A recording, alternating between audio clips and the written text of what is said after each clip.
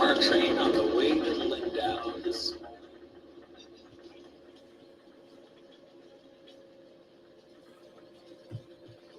It's an absolutely beautiful view of the Alps.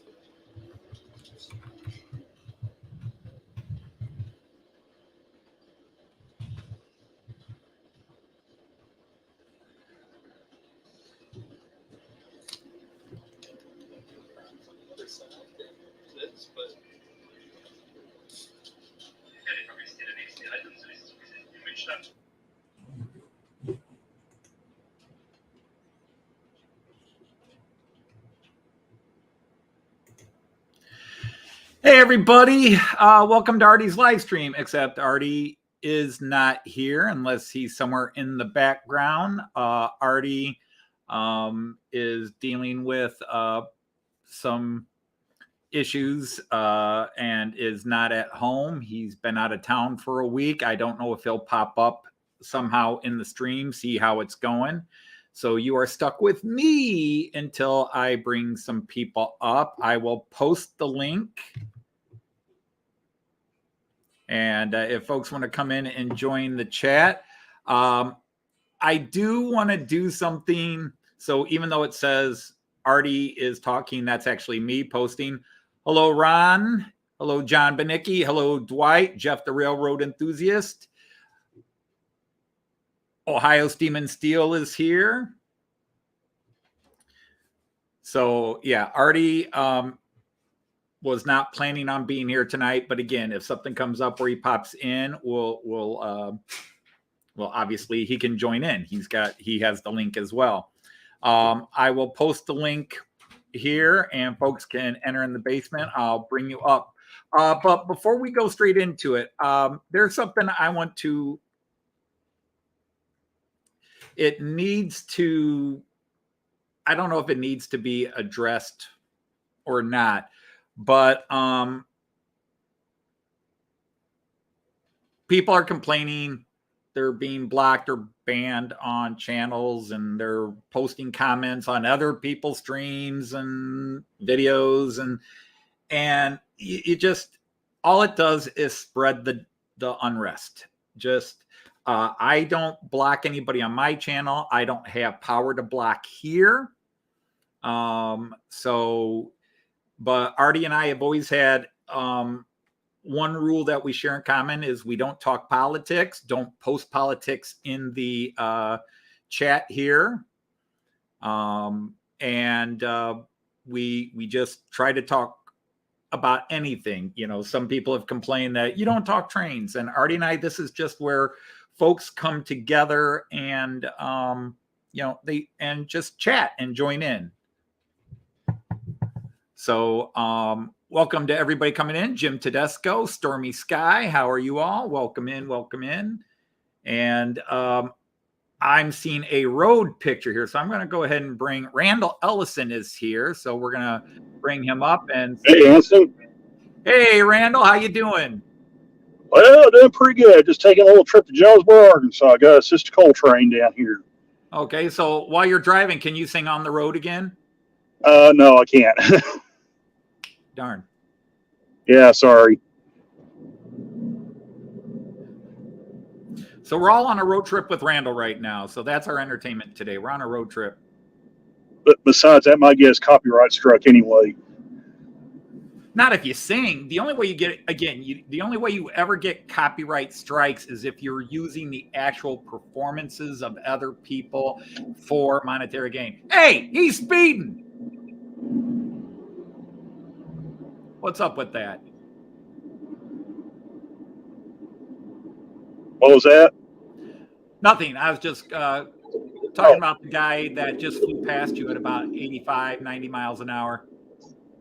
Oh, this is nothing, Anthony. Wait till you get around Memphis and Jonesboro. This is going to be slow compared to how fast those guys run. Oh, yeah. We have the same thing when I drive up in Michigan. You've got 3 lanes on I-75 and even on parts of US 23, and the speed limit in Michigan is 70. The right-hand lane does 60 to 65 if you're lucky. The middle lane Most people try to do 70 to 75, but you got a bunch of people trying to do 80. And then the left lane is 90 or get out of the way. Yeah, you get around Memphis, speed limit's 75 down there.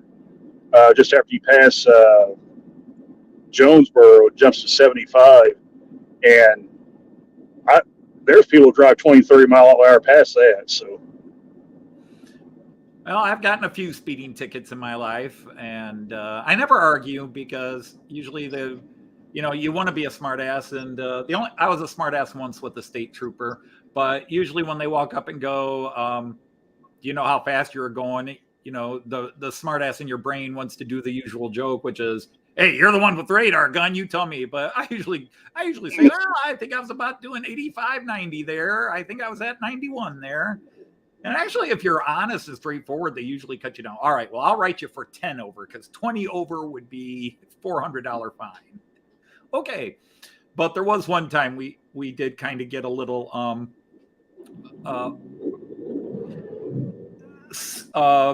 sarcastic with a state trooper. We were driving up to northern Michigan, Joyce and I and our 3 kids when they were little. And I-75 going, once you get past Detroit, it's empty, it's flat. Well, it's not flat. You got some hills, but it's straight. You can see 10, 20 miles in front of you, and it's just easy to go 85, 90, 95 miles an hour. And I'm in our family van, and we're just cruising. And Joyce is like, you're doing about 90 miles an hour. I said, yeah, but it's all right. And she says, well, we don't need a ticket right now. I said, don't worry about it. You usually don't see the cops. And there's an area, we call it the tree line. It's north of a little town called Grayling. And all of a sudden it's like Michigan goes from farmers' fields and cities to forest, pine forest. And it's just north of the city of Grayling on I-75.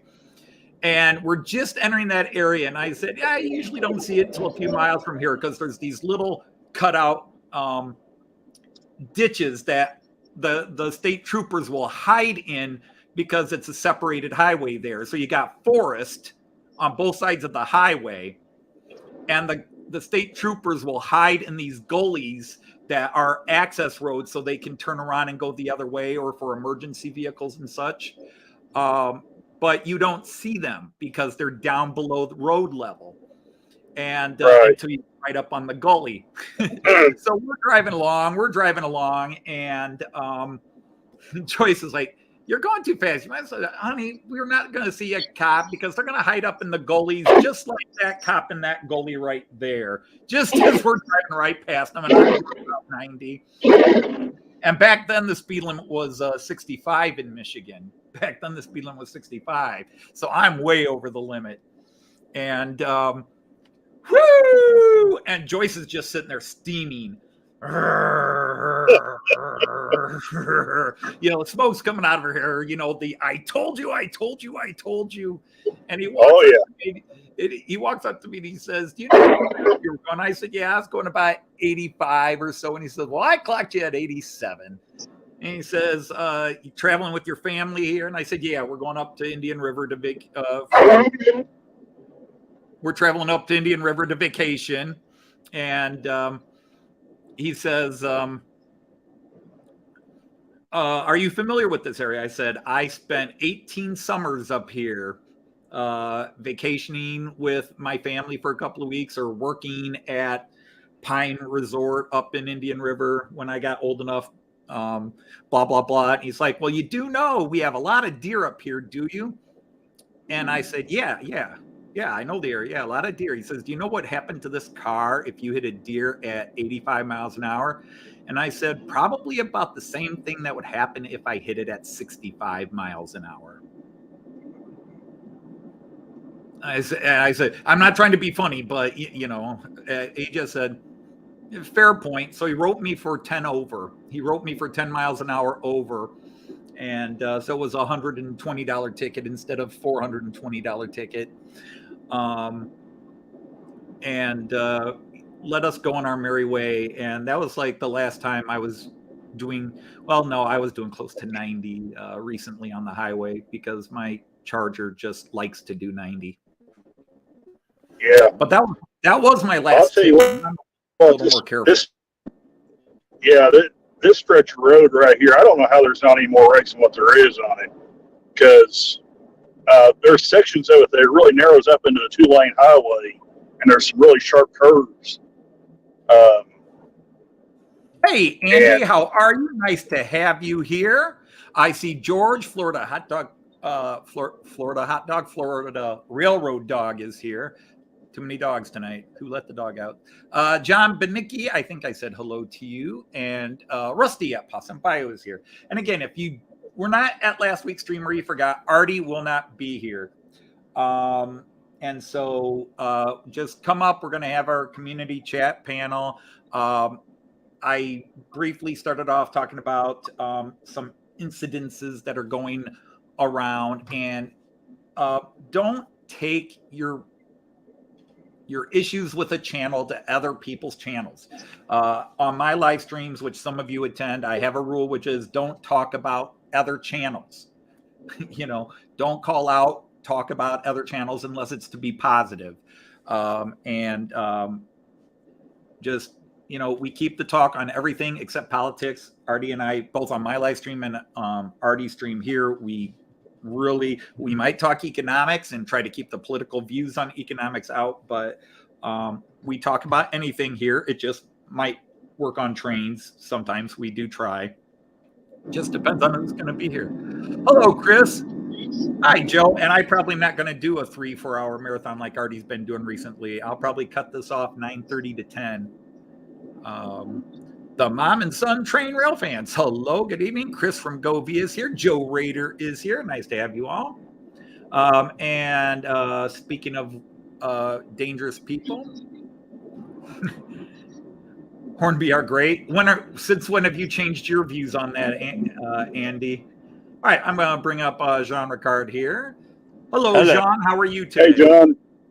It's late night as usually in Denmark, but I'm here because you said you would take care of Artist stream, and I would make sure that you did it in an honest way.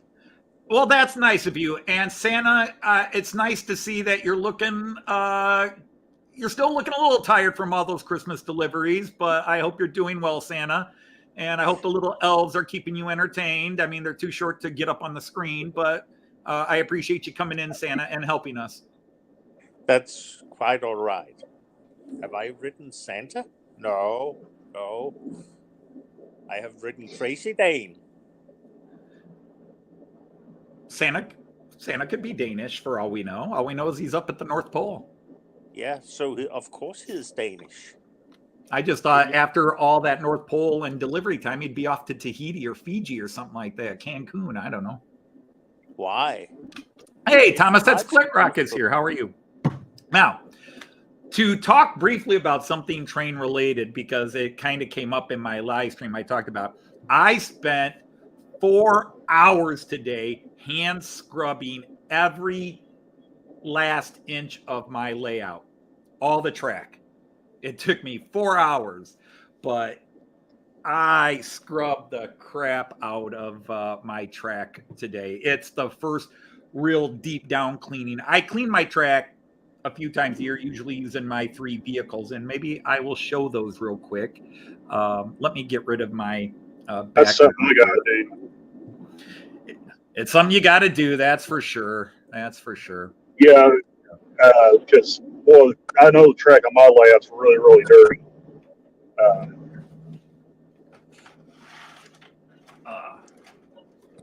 Now, people know the CMX car, and there's variations, and many different companies make cleaning cars.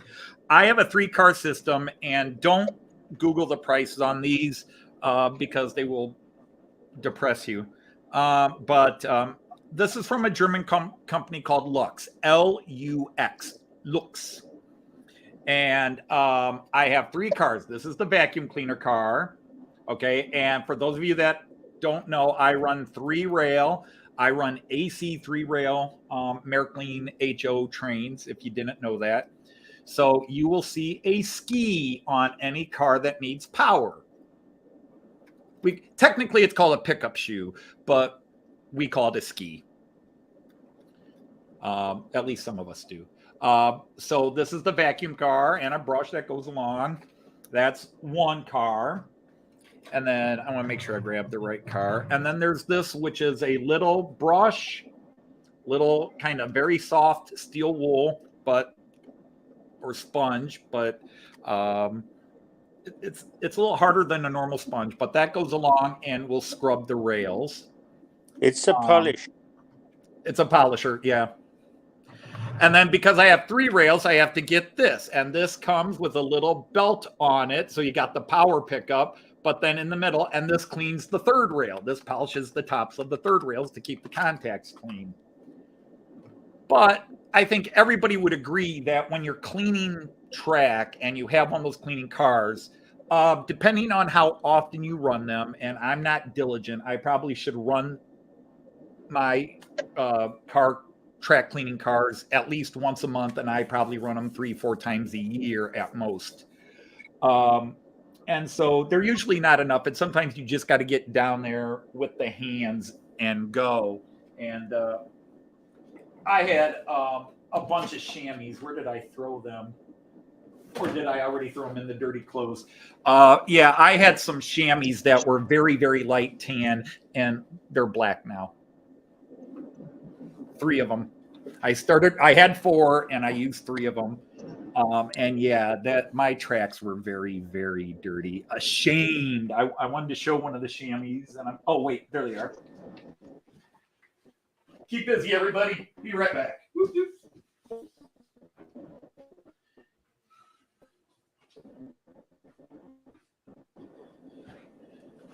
These are the 2 least dirty, but yeah. What kind of cleaning fluid did you use for that? I used it is Bachmann Easy Lube Track Cleaner. Easy Lube. That Easy sounds Lube. like it. And boy, doesn't that sound weird? But yeah. it's track cleaner. Okay. I've been using that Woodland. I think it's Woodland CX track cleaner. I just had a guy a long time ago. Anything I use is because somebody that I consider knowledgeable recommended it to me. So back when I was in a train club before I quit it, several of the guys said this was the stuff they liked to use. It was great for Miracle Track. I don't know. These guys were experienced. I was a newbie, a rookie, so that's what I went with. Hey, Wigwags here. How are you, Steven? Barely keeping your eyes open. Ski, is it Polish? Boom, boom. I would say one thing about your track cleaning, Anthony, and that is with the consist of how much you run your trains on all the lanes, at least you shouldn't have problems keeping the conductivity of the track because you run the train so much. So even if you get so much residue on the cloth that you clean it with, I assume that a lot of it is from between the rails and between the punk contacts, from the bedding, from the ties. There's, oil that does, as motors learn, drips down from the motors, even if it's a little bit, you get buildup of dirt. So yeah, most of this is actually just from the rails. This is from Are you sure that it's not from the bedding? Yes. Between the rails? Because I would assume that was the most, because you run it so much. Yeah, I would assume too. And of course, again, my bias with Miracle C-Track, of course, is that they can get pretty dirty and still maintain very good connectivity and juice flow, especially because it's AC, so you have a consistent juice flow.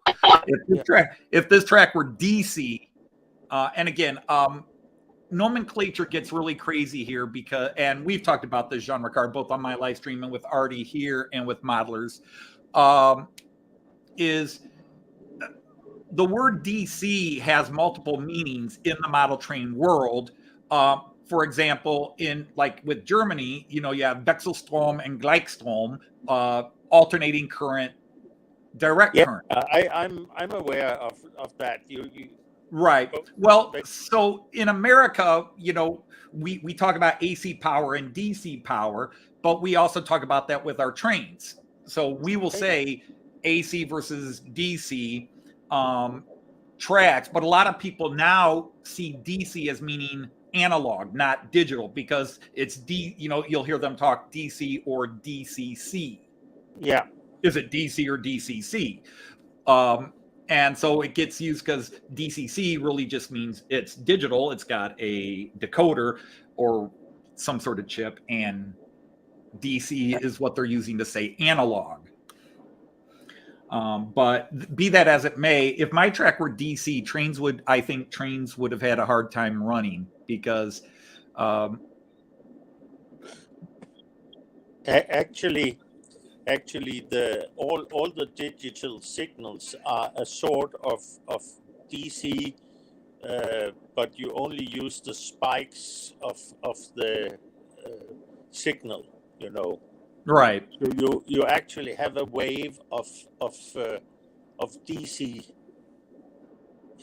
I don't know how to explain it otherwise. But you can see it if you use an electronic tester on the signal. You get squared waves instead of sinus waves. Right. On a digital signal. Right. But I think a lot of your residue on those cloths there is also from the tires on the wheels, Yes. Oh, yeah. Because that's part B. That's part B. That's tomorrow's job. Hopefully I can get it done before Kyan gets here, or otherwise he's not going to see a lot of trains running tomorrow, because literally all my trains are off the tracks. Oh, but you can get them on quite quickly, but I think. Let's see. Can I access it quickly? Maybe. I'll be right back. Entertain the folks again.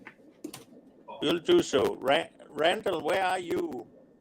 Well, we are just about getting ready to come out of Hardy, Arkansas. Just can't wait to get on the road again. So you are in the southern part of the Midwest then? Yeah, you could say that. We're actually we've actually just entered the south portion of the Thayer subdivision. Yeah. It actually starts back at Mammoth Spring and goes to Memphis, Tennessee. The southern half of it, from basically Thayer to Springfield, is the north half. So we're probably in the southern parts right now. Okay. It's just that I'm not familiar with your local areas in the states. I have some ideas of where the states are located, but not all local states. This is we're kind of directly in the middle part of the country, though. Hey.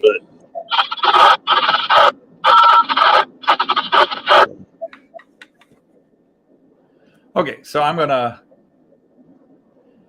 embiggen me. There we go. So this is my wheel cleaner. So guys have seen variations, rolling roads, but this is my wheel cleaner. It's also made by the company Lux, and this is specifically designed for 3-rail, but it can be used for 2-rail as well. I really want to install this on my layout. I really would like to install this where I could just run my trains off somewhere and fit it in. And I actually created some adapter track. This is basically K-track, and I just need to find a place where I could fit it into my layout and then just basically have my trains go off. You're looking at road. the wrong side. You should look on the side of the Bremen side. Yeah. And put it in, on one of the tracks where you have the siding. Oh, yeah, that's way over, and it's kind of an idea, but even that siding is an off thing. It would be nicer if I could put it in somewhere connected to lane 1 on my layout, and That way I could just run trains on lane one, have them do a loop, offset into it. They run over it. They go right back onto lane one. I park it. Next one comes out and do it. That would be the best way. I was just thinking of where you have all the track access on your right side. You have where before you get into the inner circle on what you call the 11 track view normally. Mhm. I think if you had one of the access tracks to the storage Hey, track, Anthony, I'm going to mute myself then- right quick. Okay. and then had an exit after the before out and onto one of the circles there, I think it would be a great place to have it. It's fitting it in and making it work, because where I have that parking area, and again, I really wish I would do this on my phone, where I could then move the phone over and show, because I have about that much space between the Bremen train station, and there's a gap, and then where I have that little I have all my high-speed trains parked against the wall. That's just wide enough to get my hips through it sideways. But I wasn't thinking of it placed in a place where you don't have tracks now. I was thinking of going in like with one of the three-way points you have just after the curve behind you, on one of the tracks going in and ending in a stop track over on the Bremen side, but just put a pair of switches. Okay, I see what you're saying now. The only issue with that is I would have to actually cut a hole, sink this in and set it and make sure it's level. I would have to, sink it into that spot. You seem to be a decent carpenter, so of course you can. Yeah, a decent carpenter. The problem is considering how my support slats are going. Okay, yeah, I see what you mean. That's the issue, and I'm just looking at where my things are. Could I fit it in? I mean, there's potential. It's a lot of extra engineering that I want to do? No, but if I had to do, I will. But for now, all I do is I just park it on the side here, and I bring cars over, zoom, zoom, zoom, zoom, run them through, put them back up. Next set, boom, boom, boom, run them through. But what I'm thinking of is, and I'm sure you know it when I mention it, is the way that GarageSpam, the Danish guy, had built it in his layout, Yeah. Where he has it, when he runs the trains, he has a side track where it's located on one of his main lines there. Well, let's put this out to the people who are here, because people have tuned in, and we got about 18 people here. How do you individuals, you can type in or come up and talk to us about what I assume most people have multiple methods of cleaning their track. How often do you clean your track? Do you use variations of the CMX car, or like I have? Just this is a little different from the CMX, because the CMX has that weighted pad that gets oil to it. There's no oil added to these. There's none of these do you add oil to. The CMX car has a filter that adds oil and helps polish the rails as you're going along. But I mean, to me, that has always been, once I got into model trains and realized I was doing AC track, the whole 3-rail bit is the third rail and the ski, as we call it, the pickup shoe. You do tend to have more consistent, even if the track is dirty, things tend to run a little better. And again, I don't want to create a AC/DC war, because everybody would be thunderstruck. I'm going to tell you, one of my friends that is not among us anymore, he also ran Märklin trains and Märklin track, and he had some of the very old M track where you had a center rail as well as Right. tracks. And what he did to clean wheels was that he took a piece of paper and stuck it under the center rail and then bended the paper around the rail where the wheels were going on one side, on the half of the length of a track. And then he took another piece of paper and still put it under the center rail and bent it on the other side of the track, so you at all times you had one track that was clear of paper and one track that was with paper on it.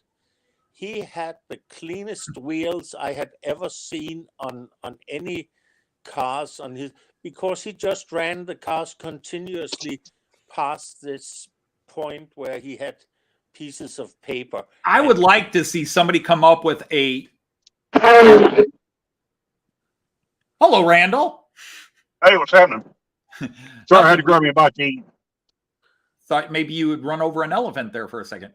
But no, this van's got pretty noisy windshield wipers for some reason. So I would love to see somebody invent something with that idea where it's just a piece of track you could put in, and then maybe every now and then you take out the but you could do that with 3-rail because it's not interfering with the contact. You couldn't do it on an analog 2-rail system because the train would lose its contact points. Anyhow, let's see. Mike at Putnam Junction. Hi, Mike. And a little people of the Piddlies says he uses mentholated spirit and a cloth. Very common. I hear that one. So a lot of hand one. Lighter fluid is good. Yeah, I've heard people say, and no matter what you use to clean, somebody's going to have a con for it. Today it was elbow grease, some sheepskin, which is a sad waste of sheepskin. There are much better uses for it. No, let's keep this PG-13. No, use CRC. I know people that do that one. Quite a few people were CRC. And John Benicki says, I use a Bright Boy about once a year. I've got all the power. I could be popping these up and just showing them rather than reading them out. So I use a Bright Boy about once a year. All wheels on trains have been converted to metal wheels.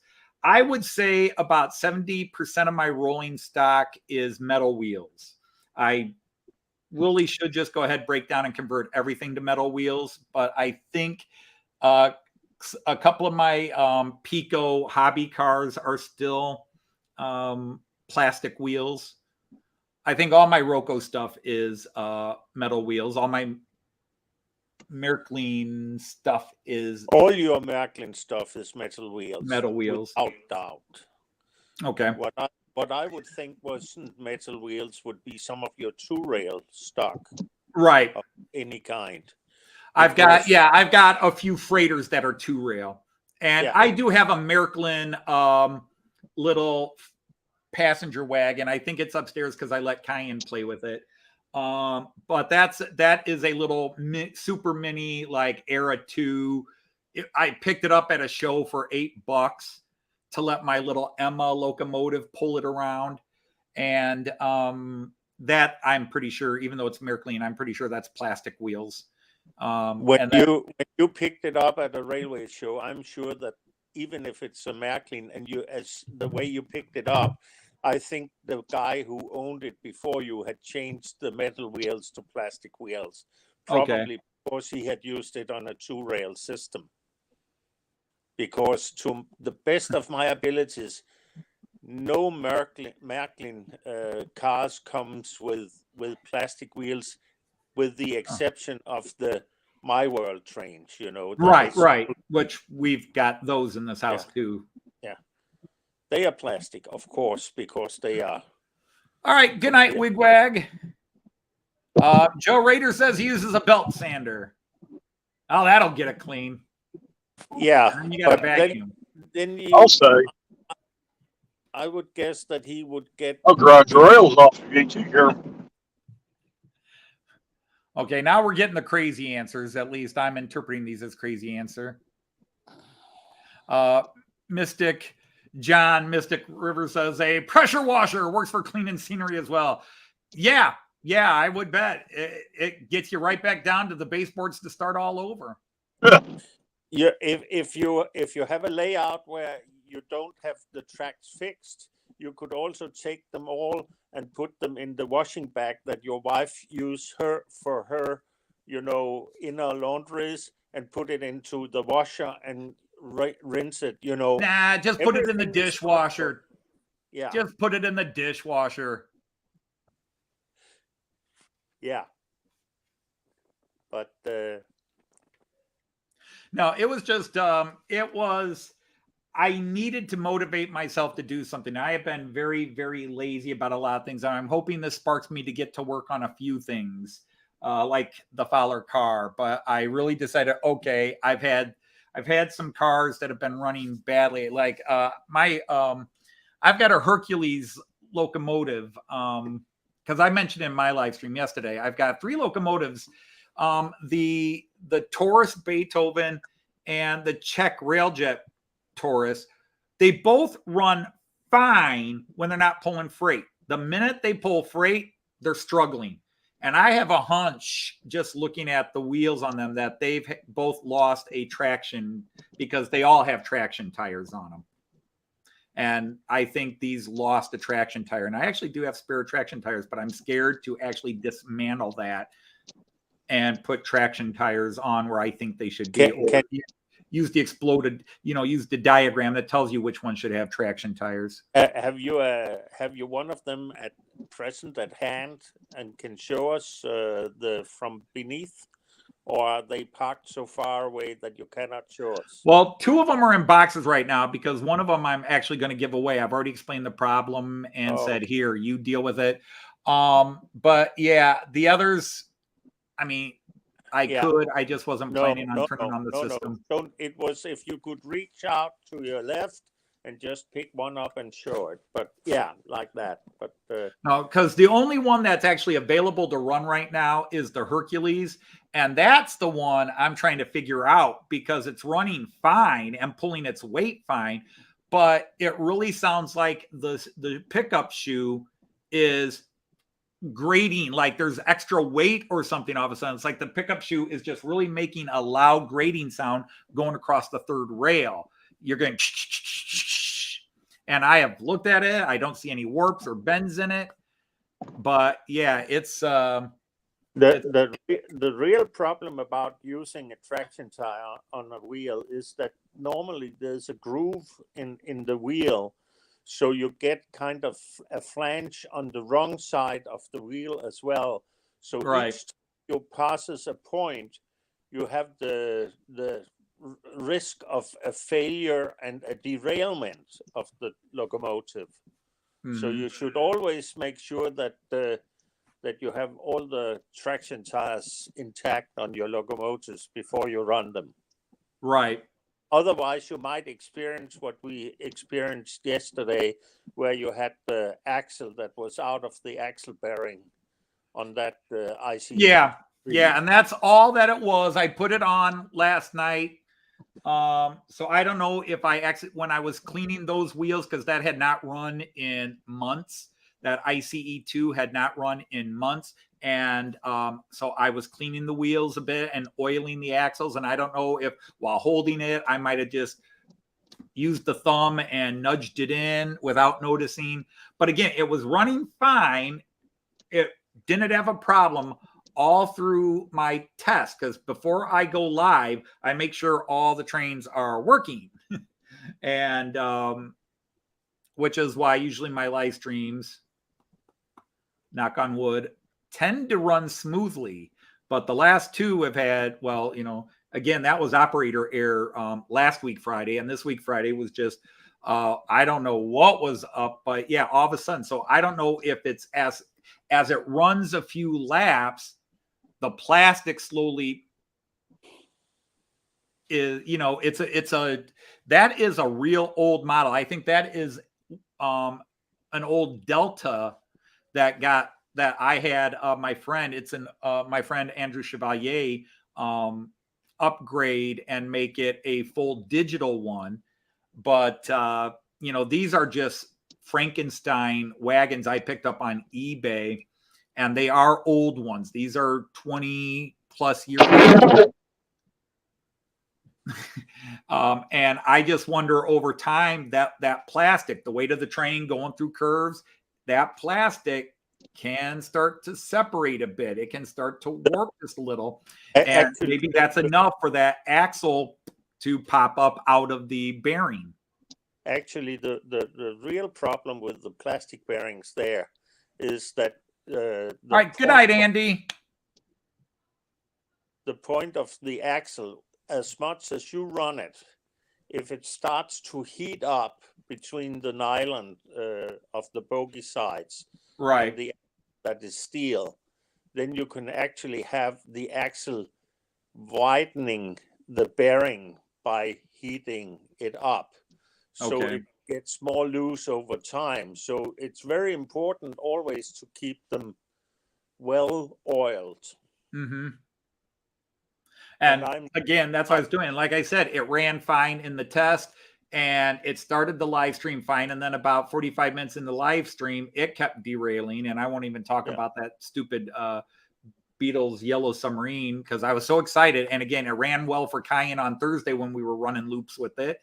And it started the live stream well. And then all of a sudden, oh, let's just keep derailing. Oh, let's uncouple. And like it's one of these kiddie post and hook. You know, you got the little hook and a post. It's one of those little kiddie things. There's enough play in it. It should not have been uncoupling, but it was. And that was on a nice enough radius 3. It should have handled it just fine. So I don't know. Anthony, without insulting anybody or any company of any kind, that is basically the cheapest way of coupling things together, and it's not really the if you were a proud company in modeling train, you wouldn't make a coupling like that for a model train. Right. It's a toy train. Right. In that way. Now, going back to cleaning, Gerald Stewart says, I use IPA and a gym sock. Gym socks old gym socks are great, except if you're trying to clean 3-rail track. Because you get a lot of fluff in the middle on you get the threads. Yeah, the threads catch on. And again, if I'm sure everybody's seen 3-rail track, but I like to just whenever I talk about it, you know, we have that little nub, and that's your actual pickup right there. That's your power right there. If you can see that little nub, you cannot use anything fibrous or with thread to clean because they just rip. The slightest loose thread catches on it and so forth. But definitely on 2-rail without this issue, old t-shirts, socks, anything are great for that kind of thing. It sounds like you have company. My daughter has a friend over upstairs. Okay. And they are watching YouTube videos and having a blast. And Joyce is just sitting in there on her tablet. I tried to get her to come online, but she didn't want to. Okay. You know, Anthony, talking about that Beatles Eurostar set, I was looking at Train World, saw them listed on there. They're not that bad on the price. I mean, consider what they are. It's an issue. And again, this is, you know, Artie's channel, which is Australian, but he does Australian and American HO. And I do German 3-rail. And so does Jean Ricard here. So we are talking my system, which probably is not what the majority of people here tune into. And without Artie here, I'm not bantering as much. I'm trying to be more host worthy. You know, Artie normally plays a bit of the straight man and lets me go goofy. But I thought I'd try to be more train focused because I didn't want this to become my live stream, my Friday night live stream version 2. You know, I didn't want this just to be a repeat of my Friday live stream. I wanted to kind of have it feel like Artie's stream, but yeah, it's Artie's show, and I'm just the long anointed co-host, unless I can't be here. But again, if anybody wants to come up and chat and mention anything, I have posted the link a few times. We'd love to have you come up. And if you got another topic you'd be willing to get us going on as well. Again, if you don't know, Artie is not going to be here. At least that was his intent through the week. He did mention it on stream, so I will go ahead. His best friend was very sick in hospice, and last weekend basically was on his last minutes, and it was an any second time. And it's a 12-hour drive for Artie to get to where his friend lives. And so his friend passed away. I believe it was Monday. Might have been Monday my time, Tuesday Artie's time, whatever it was, because I did get I got a text message. And he asked me if I would just run his show. He wanted his show to keep going. I mean, he could have just canceled it, but he wanted it here for people to come and hang and babble about. But we also got our buddy Steve, the plumber. I've heard he is recovering well. He was in good spirits yesterday morning after his surgery. And is Artie in jail? No, Artie is not in jail, Thomas. He is just, I think he'd rather be in jail than where he is now. That it's speaking from very, very personal experience. Losing best friends has been a hobby lately, and it's not one I care to keep doing. But then I really can't lose best friends anymore because they've all died now. Joyce is about it. So, that's something I don't want to think about. Is so that anyhow, on the in the other direction? Is it in the we can see part of one driving? Is that you, Randall? That's Randall. That's me. Okay. It's either Randall or Elvis. If you just listen, it could be Elvis. Thank you. Thank you very much. Thank you. No, I'm afraid it's not, Anthony. It's just me. Okay. It was just But he does keep going to Memphis. I keep going in that direction. They just really like sending me down there. Do you ever visit McDonald's? I just stopped at Hardy at the McDonald's there. I just wonder if you ever you go. Well, and that could just explain all the Elvis sightings. See, I'm calling you Elvis now. You're Elvis.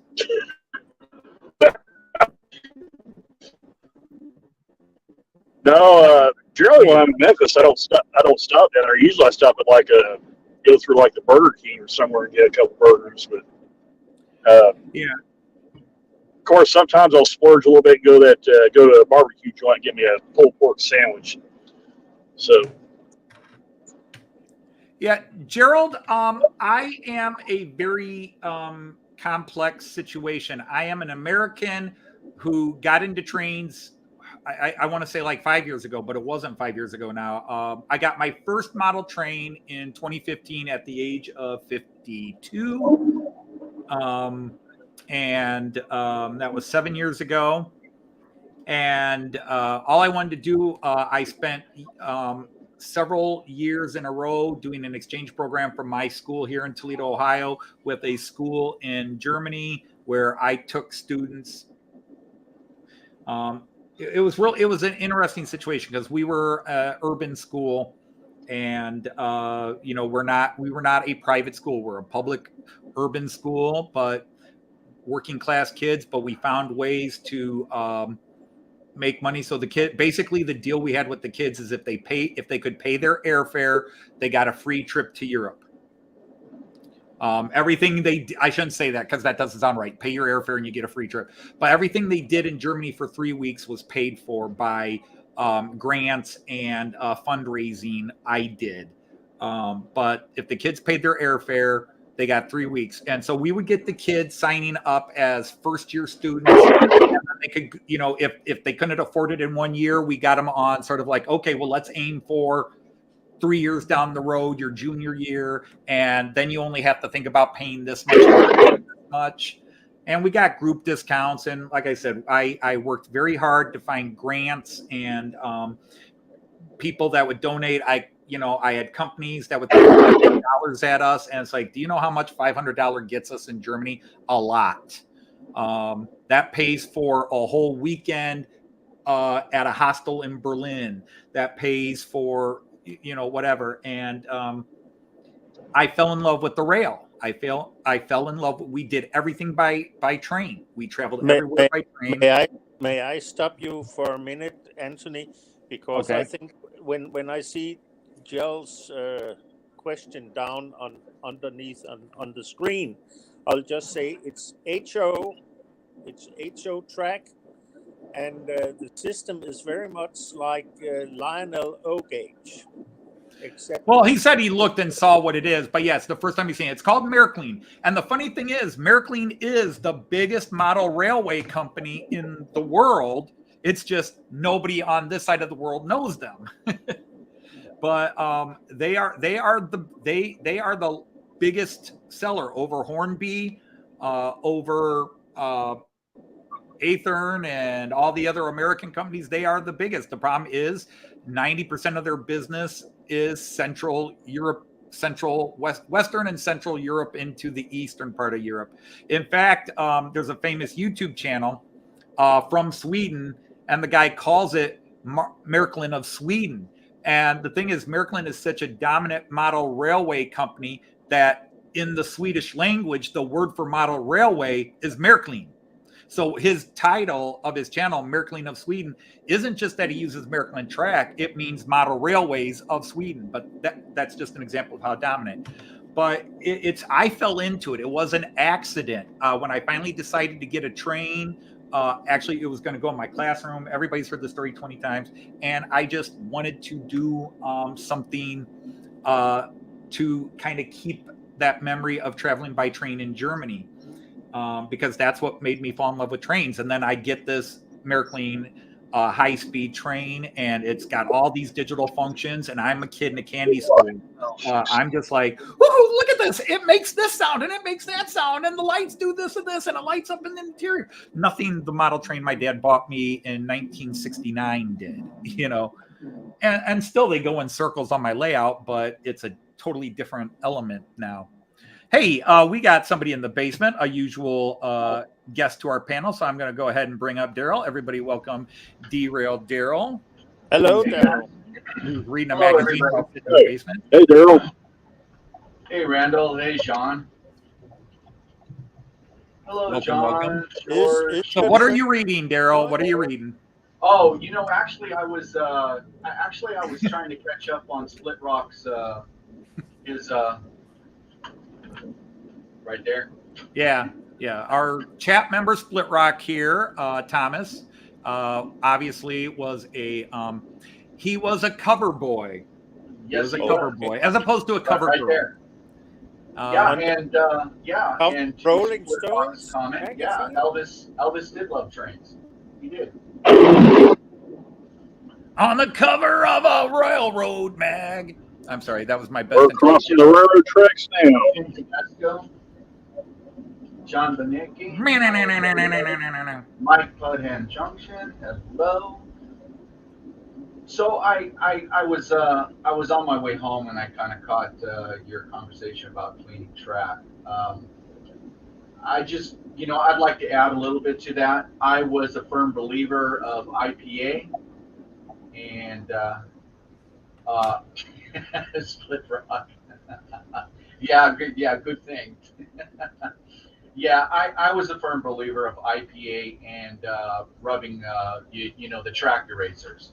Trust me, I did that from day one, and just years ago I finally switched from that to CRC and no track cleaners, no track erasers. And I can tell you, my trains aren't running because I forgot to get my handheld controller, but I can just tell you by using the CRC and using the no track erasers, my locomotives have never run better.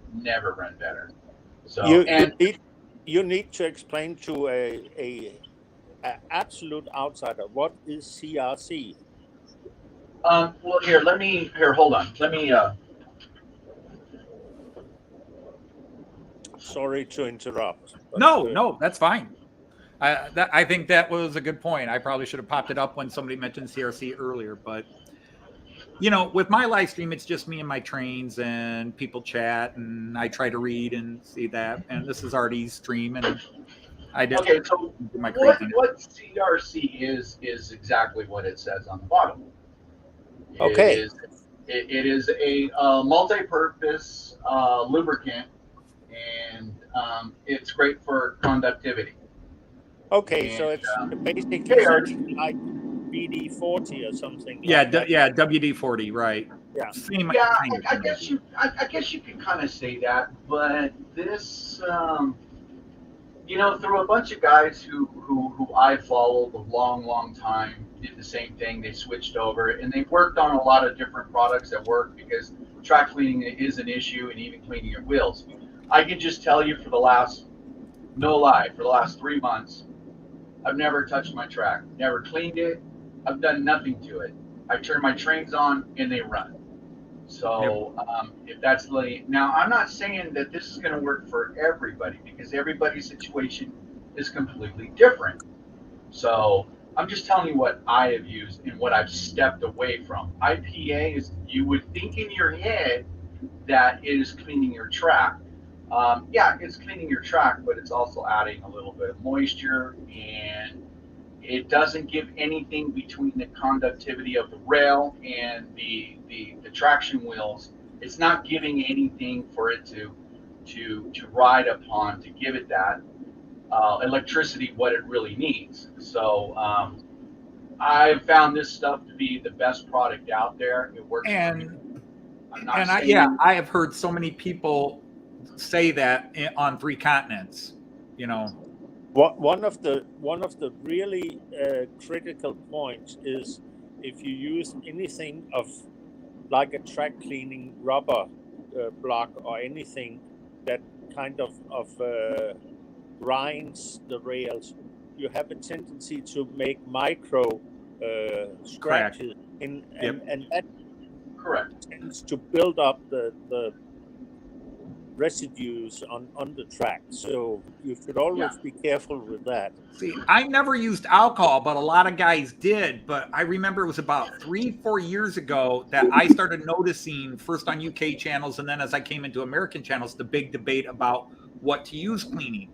And then I got linked to a couple of YouTube things where they were saying that it wasn't even the moisture from IPA. It's that IPA actually does something to the track that damages the metal rail in the long run, that putting alcohol on whatever most track is made out of, whether it's the nickel plated stuff, one of them, but something that's very common. They said that actually in the long run, IPA damages it and causes it to have issues with conductivity and so forth. So I've never used alcohol, but that was because as soon as I bought trains, the first thing people told me is, once I got some track running, they said, you're going to need a cleaner. Yeah. And so get a cleaning car. Okay, well, what cleaning car? Well, I use Lux. We use Lux. And that's my stupid, ridiculous, expensive ones, because nobody ever said, oh, get a CMX, because one of these cars that you saw me show earlier cost more than a CMX. So there's the money I've invested in cleaning cars.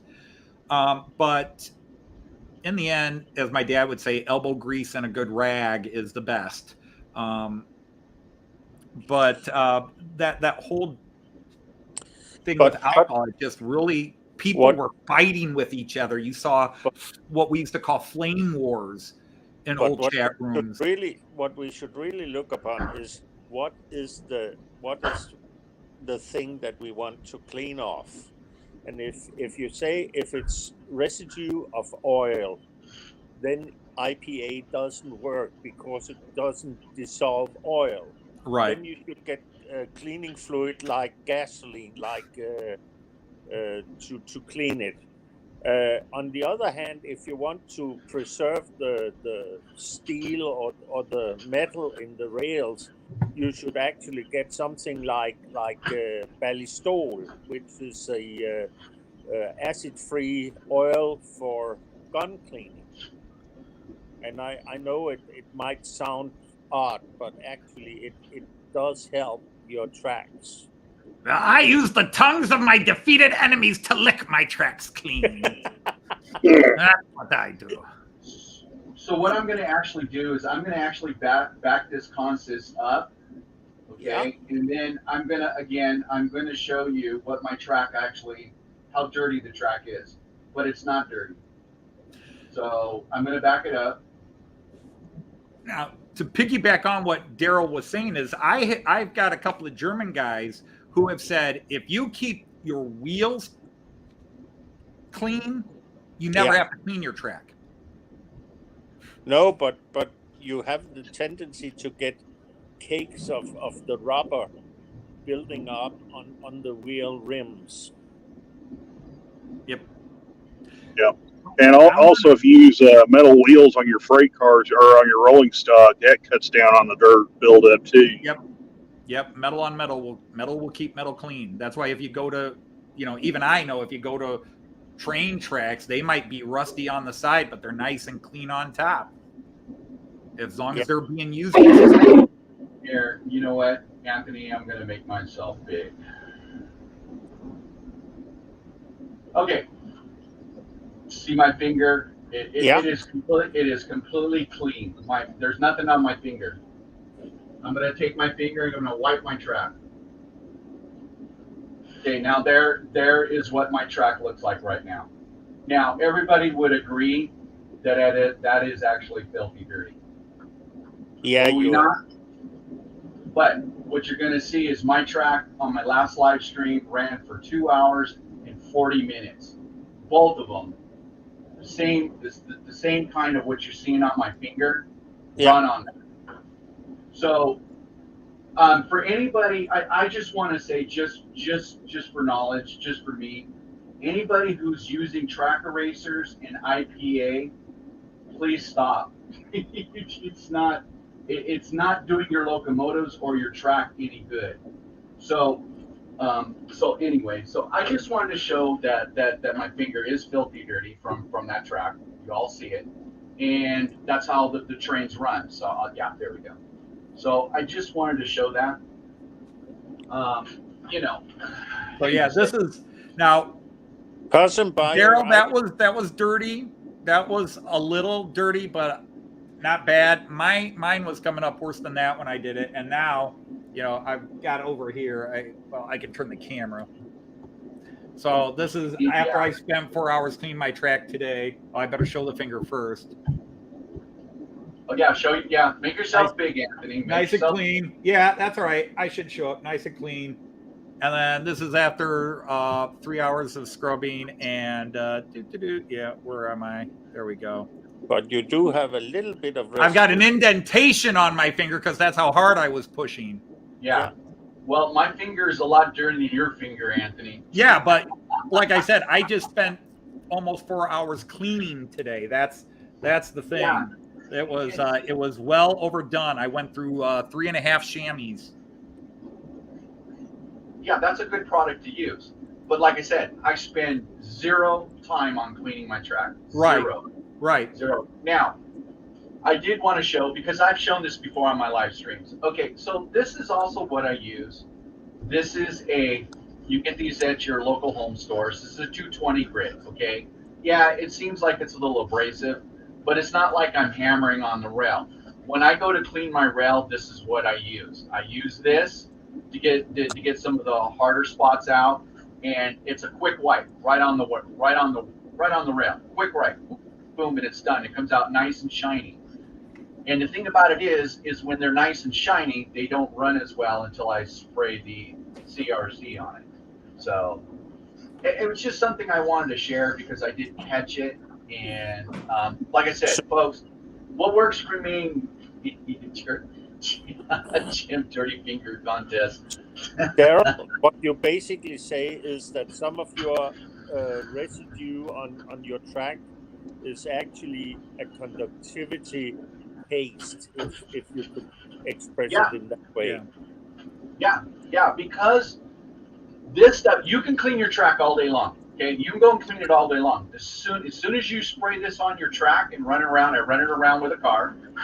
Yeah. This car right here, a Bachman, and I spray it on there, and then I let it run on my track. My track is completely filthy dirty again. So I have learned when I've used this stuff, I just let it run. Yep. And there you go. So.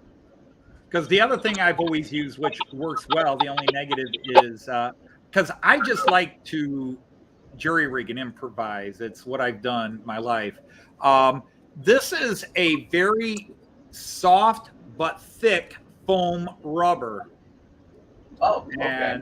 And this came in packaging, and I got a big sheet of it in a couple of old computer packages when I ordered parts a long, long time ago. And I keep this stuff around because I might need it someday.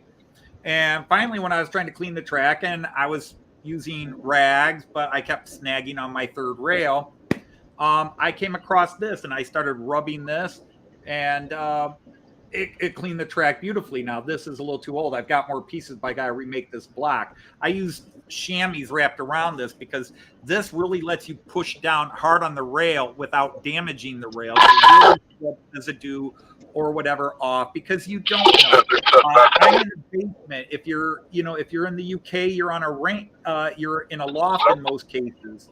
And when you're in one of those places, it's not just your trains running. You're going to get dirt from anything. I've got a 2-year-old grandson that loves to stand over here and watch the trains go by and reach over and grab the track, and he might have peanut butter on his fingers or something like that.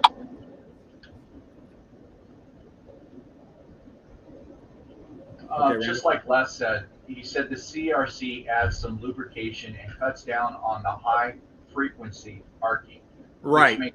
Which makes total sense. But Dale, you must have, as a 2-rail person running a 2-rail system, you must have a lot of feeding points on your tracks, because you have some issues where you have polarity in your switches. Yes and no.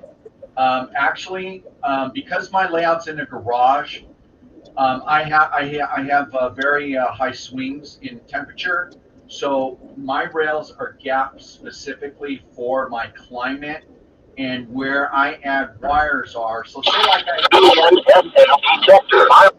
Hang on. All right, Randall, I'm gonna have to mute you.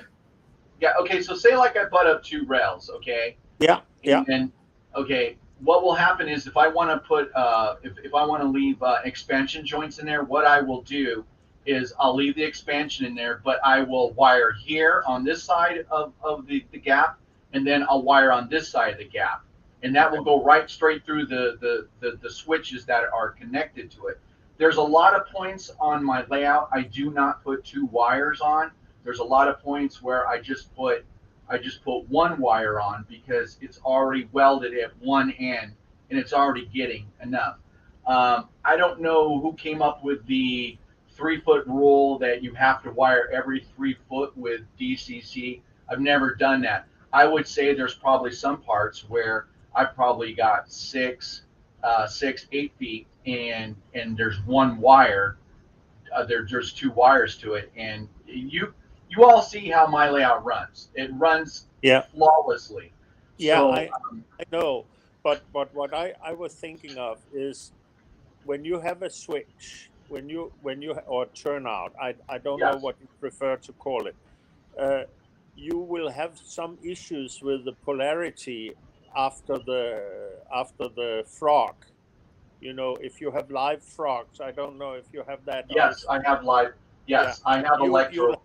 You'll have to have disconnected after the frog, so that when you switch, you are sure that you don't get a short circuit.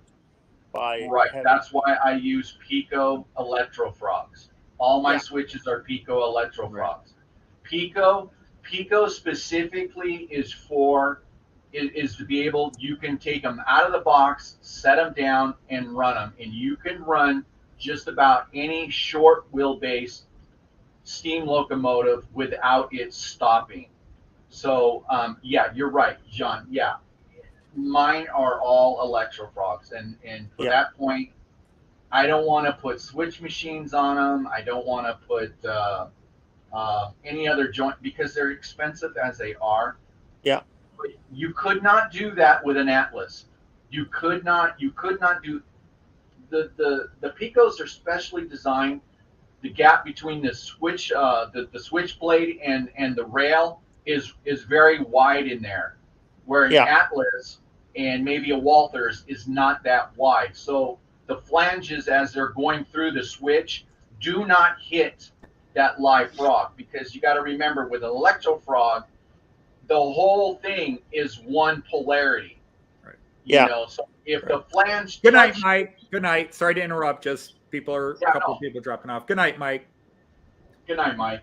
And Jeff, I thought you were here last week, Jeff. Artie's best friend died, and Artie is not home. Artie announced last week that he was not going to be here this week, and he left the live stream to me. So Artie's best friend passed away on I think Tuesday morning his time, and so Artie had to literally go to the other side of the country. Now, again, so, people are talking droppers, and Les says, Jean, you need to power every piece of track that is not soldered together. So I put this camera up, and I have one power wire connection. Well, I have two, I have one point, which is right behind me here, where I get power from my central station. And if you've seen my live feed, I am running 6 trains at a time on this layout with one power. Now, I will say there is a second power wire that goes to my little feeder area where my HSTs are, to make sure they've got, just to be sure that there's juice for them to come out and come onto the main track. But that's it. And if this were done in a different format, people would have dropper wires every so many feet. And that's, I don't know why with 3-rail. Well, actually, I do understand. My dad was an electrician, so I understand that. But that's one of the things when I watch people building their layouts is, the amount of dropper wires and feeder wires they have to do on everything. Even my turnouts, everything is done. Do I have these? I don't have a digital turnout, but with this pre-bedded track, and I will change my camera back. Hopefully I remember which one to go back to. Camera. So we want N60 1278 hertz. Bam. And then we shall embiggen. And so many of you have seen this so many times. I hate to keep repeating myself, but hey. This is my switch, point, turnout, whatever you want to call it. And you can do it manual, but if you want to do this with a motor, the motor is designed that it fits under here, and then the decoder fits next to it under here. It all plugs into the track right there. No drop wires, no drilling. It all sits on top, but you're sacrificing a little bit of reality because this pre-bedded stuff doesn't look like most ballast track lanes you're used to seeing. There's actually quite a bit in Germany that looks like this. And then, so everything is underneath, feeds in there. My central station 3 right here, it reads everything. And so I can, all my turnouts that are digital, I can just control with a press of a screen here, or I can use an app and do it all on my phone. But that's one of the, I don't know, I guess one of the rare advantages to what I do is because we don't have all the wires, and even to be digital, it's a lot less wiring. Hey, good evening, Foxcar Jerry.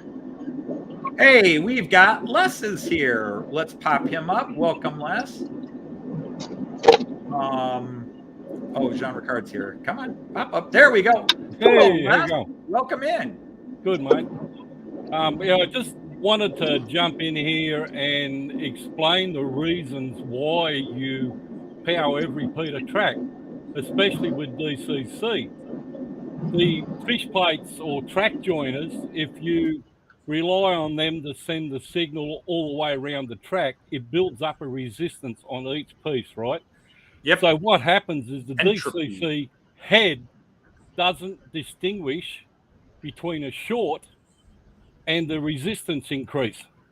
Right. So therefore, you get a loco derail on a set of points and it'll melt it down. Mm-hmm.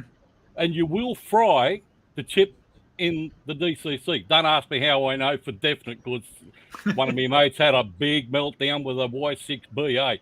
Just a mob of metal sitting on the track. Right.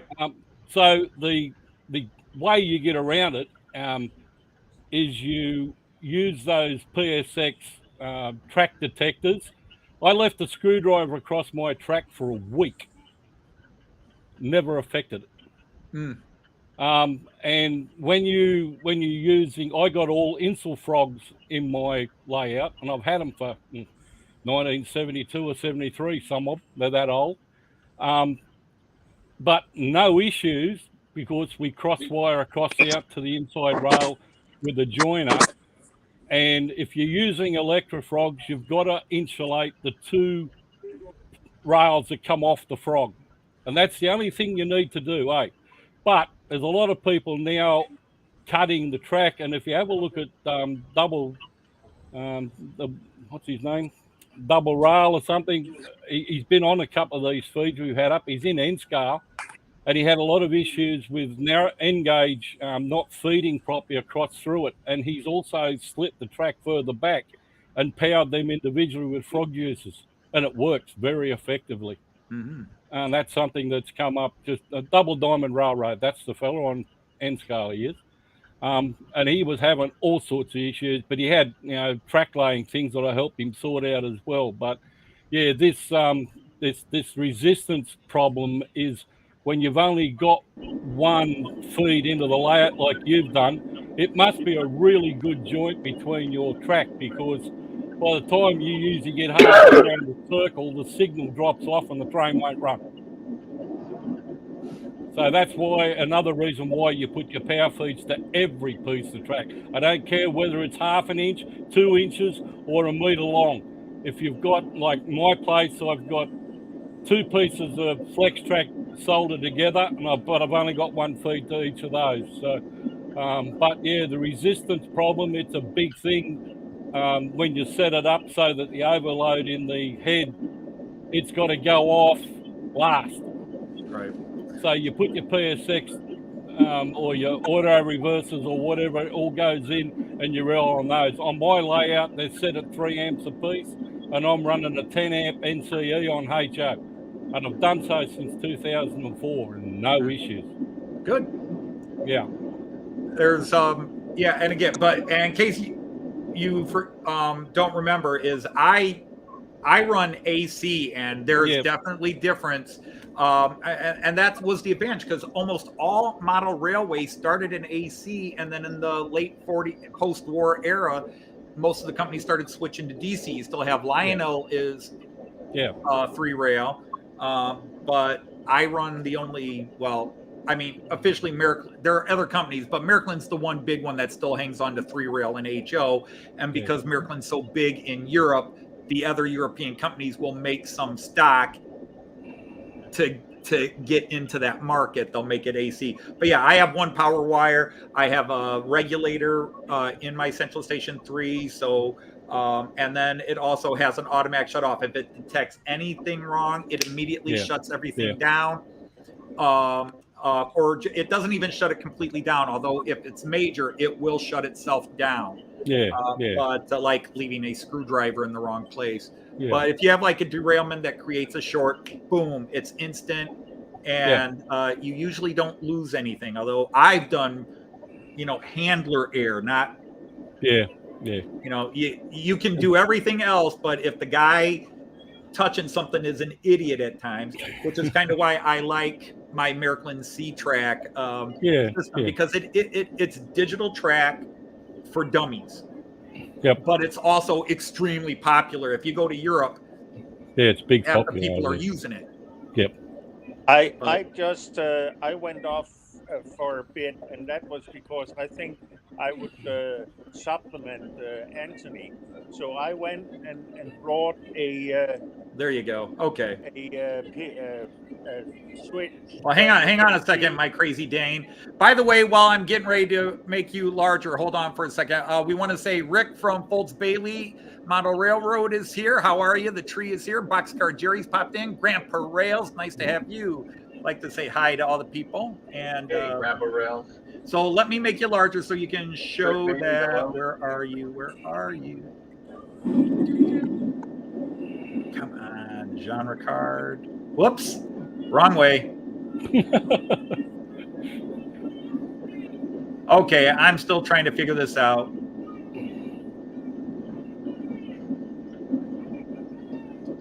There we go. Now I got it. I'll figure it out. Yeah, and I'm sorry about my camera. Is a handheld. It's an iPad.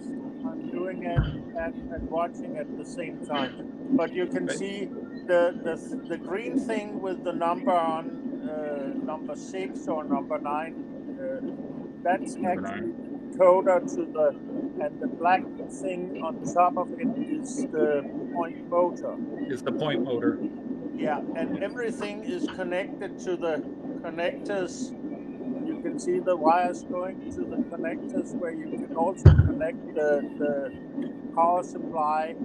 Of course, not this switch, because you have used it to supply the decoder and the motor. But any other switch, those blades there, you put the wire from the transformer or from the central station onto those blades there underneath it.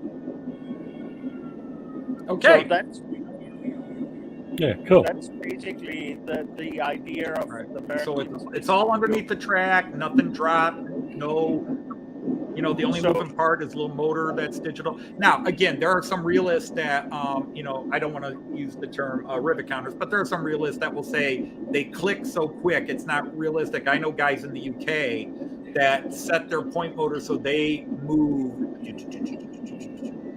at the speed that a switch would do in real life. I don't know who hears like that. Now, hey, that leads me to a silly question I want to ask, since we got a lot of model train people here. Is there a difference between point, motor, turnout, switch? I shouldn't say motor. A point, a switch, and a turnout, or is it 3 words describing the same thing? It's 3 words describing the same thing. Same thing. So what is? Because that's how I always interpret it. But there are people. It's a point, not a switch. It's a turnout, not a point. We do find things in this community to draw lines about. As much as we love to say how great this community is, we like to draw lines.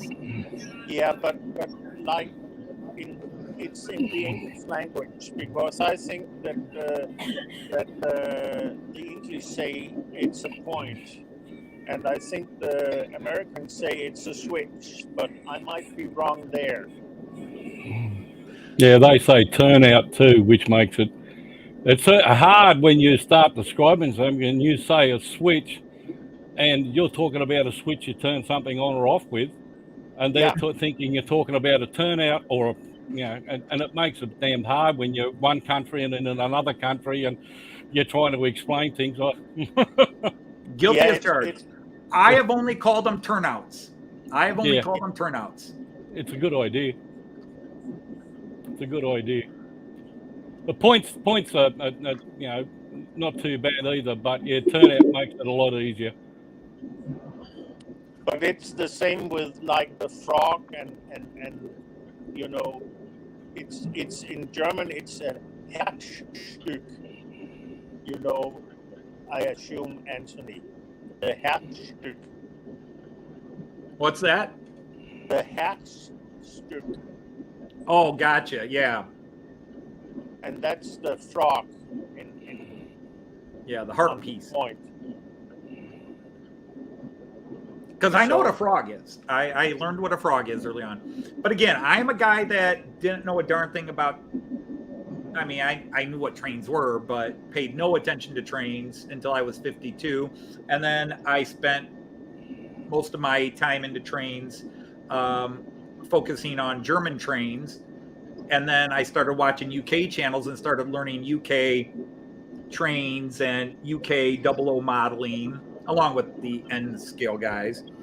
And then I slowly drifted to the Americans because usually I want to go to train shows because I'm not going to find anything I want. Maybe I'll find a building, maybe I find something like that. But I was saying it on my stream on Friday, is that starting to follow the American channels, guys like Boxcar Jerry or Jason and the Canadians as well, and watching them talk about Ray Bobo and that, and watching them talk about, look at these holding up these beautiful passenger cars, which aren't my era and they're not my thing, because I'm still not a freight guy. I'm a passenger. I'm a modern era passenger train, preferably the high speed.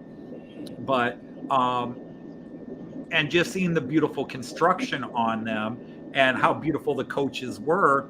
So I went and did I think you saw it last year. I did that live stream from my model train show. And it was the first time where I was looking at the American stuff and going, oh, that's cool. That's nice. It didn't matter what scale. Like, oh, look at this beautiful set of N scale New York Central cars. These are beautiful. Look at this Chesapeake and Ohio set. This is gorgeous. Not that I'm going to buy them, but I can appreciate the beauty of the design. By the way, when we are talking about live streaming as such, did you see the Pico? Yeah, I'm going to mute you. Randall, I got to mute you for a bit. You're getting a little loud with your cab again. Did you see the Pico live stream of new items? The German PIKO Yes. company, they had a live stream today. Here, excuse me, Anthony. I'm just going to make this one big. Oh, that's beautiful, man. That's just beautiful. You can see me over by the flag. Yeah. So yeah, Pico, the German Pico, P-I-K-O, who has one of the most flamboyant and funny owners of any model train company. Dr. Oh crap, John, do you remember his name? Wilfing, something. Yes. Yeah. Dr. Wilfing, he is hilarious. All right, there we go. That's a show off. That's a show off. Yep. When you start out with bells and horns, that's a show off. Definitely. Well, and Boxcar Jerry, and first of all, as I've always said, my channel is not really for true model trained people. My channel is just my channel, and it's as much there for the comedy stuff I do, but I try to keep it all train related because I don't want to set up 4 YouTube channels, one for my comedy stuff and one for this, one for that. So I just have it all there. But the thing is, it's cross fertilization. You can look, if as I've gotten into trains, first it was just I was only into German, but yeah, as I broadened my horizons, as I started looking what other people do and what their interests were, you start to see, hey, that's kind of cool too. And I can look at stuff and go, that's beautiful, but I'm not going to buy it. Now that said, as Jean knows, there's a French steam locomotive, and I'm not into French and I'm not into steam, but there's a French steam locomotive that Miracle just announced that I'm looking at going, honey, I think I want to buy that. And she's looking at me, you don't need a French steamer. And for one thing, Anthony, she is absolutely right. And Jean Ricard, remember we had this discussion for 4 months with my Azuma, the British Azuma. And what do I have now in my possession? You have the Azuma. And who bought it? She bought it. Exactly. You don't need it. You don't need it. Here it is. She has a good taste, but I'm sure. Oh, I want it, and I'm an idiot. She buys it, and it's good taste. Yeah, of course it is. That French side of you is coming out, Jean. Thank heaven for little girls. Da-da-da. You know. No, I'm sorry. I prefer to sing St. Kevin for big girls, but that's me. Yeah, but haven't you seen Maurice Chevalier in that film? Yes, I know Maurice. Yeah. Maurice Chevalier. Yeah. Yeah, Gina Lollobrigida passed away this week too. Yes. But Sophia Loren's still going. Is Lolo gone? Yeah, Gina Lollobrigida died earlier this week. Oh. 95 years old. Yeah. 95. Good for her. But you know. And that's it for celebrity news. Over to Bob with sports. That's one of the interesting things about all those wonderful actors. They seems to stay young forever because we always see them in the old movies. It's all the surgery. It's all the surgery.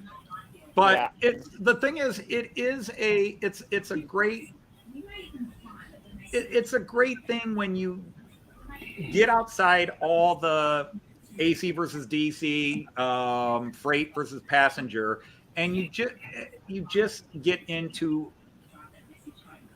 allowing people to enjoy what they do, and then just kind of look at it. And you can look at it. It's like any channel. If you don't like it, click the back button and go somewhere else. Yeah. And if somebody gets, we lost David Crosby. We lost a lot of. I usually don't care that much about celebrities, but we're losing some great ones. David Crosby passing away. But in his case, let's admit it. Who is surprised he made it this long? I don't know him, so. David Crosby from Crosby, Stills, Nash, and Crosby, Stills, Nash and Young. That's and the Birds before that. Yeah, we lost Lisa Marie. She was 54 years old. Lisa Marie Presley. Yep. But wasn't she known because her father was known, or did she have a career of her own? No, I mean, to me, the only thing she was famous for was being the daughter of Elvis and marrying Michael Jackson. Okay. That's what I meant. And then when he realized she was an overage girl, he divorced her. No, sorry, that was an inappropriate comment about Michael Jackson, but there it is. I made it. Jeff Beck, we lost Jeff Beck. Yeah. But that's the problem. You know, if you're 60, 70, 80, the people you grew up with were a decade or more older than you, and they've hit those ages. I mean, my God, I was watching The Who were in concert a couple of weeks ago, and Roger Daltrey's up there on stage, and he's 77, I think, and he still sounds great. I mean, it's not the same as when he was 27, but he's up on stage, and he's singing My Generation, and he's like, oh my God, before I get old. And I'm like, it's too late. Yeah. You got old. But it's great you're still rocking, but we get old. But yeah, that generation ahead of us, they're going. When we talk about it, like you also have some actors, like in the new sequel of Star Trek, for example, you have the young man that was playing the Russian. Right, played Chekhov. He ran over himself with his own car. Yeah, exactly. And I think that was a tragedy because he seemed to be an actor coming greatness, and he didn't really get that far in his career. Hey, welcome, John Doblinger. So, let's see. We've talked cleaning track. We've talked cleaning track, and we've talked cleaning track, and we've talked something else about trains. We've actually stayed fairly about trains, and now we've been talking about cross-cultural stuff with trains. Yeah. I want to go back to the tracks. I want to ask a question. When I see your layout, Anthony, and when I see a lot of American layout, it seems like the most you have is let's keep it to the turnout. You have the basic turnout where you can, but don't you use any of those double turnouts, the crosses where you can also turn No, off? I don't. But as far as Americans go, no, I see that all the time. I'm a follower of the KISS method, and I don't mean Gene Simmons. Keep it simple, stupid. The primary goal of my turnout connections isn't so that my trains can switch lanes, because as you know, every lane that can have a train running has a train running when I'm running, because this is ADD. I just want to watch my trains go round and round. I don't need anything more. I'm trying to make more, but so really it's just to make sure power is flowing from each lane, from that one power source. So that's the primary purpose. So I just went with basic turnouts. And in fact, if you remember, I had the long narrow turnouts, the 711s and the 712s. Yeah. And I was having problems with those. And that's why a couple of months back, I ripped them all out, put in the standards again, and had to realign my geography over here. But for example, Anthony, you have three-way turnouts, two places on your layout, I know. Yeah, I have it and again, it's primarily just to make sure at different places current is flowing from the main source to all the lines. That's what they're there for. The only turnouts I have that are used turnouts are the turnouts to get my trains into the two parking areas. Yeah. And then the other time I use turnouts is like if I've got a train parked and I want it to go to lane 2, they come out on lane 1. So I open lane 2 or the turnouts from lane 2 to lane 3 so they can zigzag their way onto that lane. Otherwise, that's it. That's all I use turnouts for. Yeah, but I don't need anything fancy. That's the basic need for turnouts, is to change from one track to another. So well, I understand that, but like I said, for me, primarily it's power. It's just to have the power running to each lane. But again, don't ever judge Americans or anything else that's train related by me. That's why I'm the model train outsider, because I am just weird. For example, I have seen a lot of layouts also from. Can you mute Randall again? Because yeah, we're losing you and getting interference somewhere else again. Randall. Randall? Yeah, okay. Muted again. Yep. Yeah, I've muted him. I hate to keep doing that, but yeah. And Jean Ricard needs to speak up a bit. No, yeah, I'll try and speak up. I hope you can hear me. I was just wondering when I see another American layout, you have a lot of like Hi there, Ray. 90 degrees crossings and so on, but you don't seem to use a lot of different turnouts. I also think, Anthony, that somewhere in your stash you have turnouts from the curves, and you don't use them either. I did have them. Yes, I did have them when I had the small layout just to have an extended hoop. But like I said, once I decided I just wanted to build as many running operating loops, so I don't need JMRI, I don't have block detection. It is just, for me, again, rule 1, you do what you do. But so, yeah, I eliminated all that stuff because it just didn't suit any purposes for me. I've got so much spare track, I could open a shop. Okay. So you're a rail fan, Anthony? I think we lost Daryl there.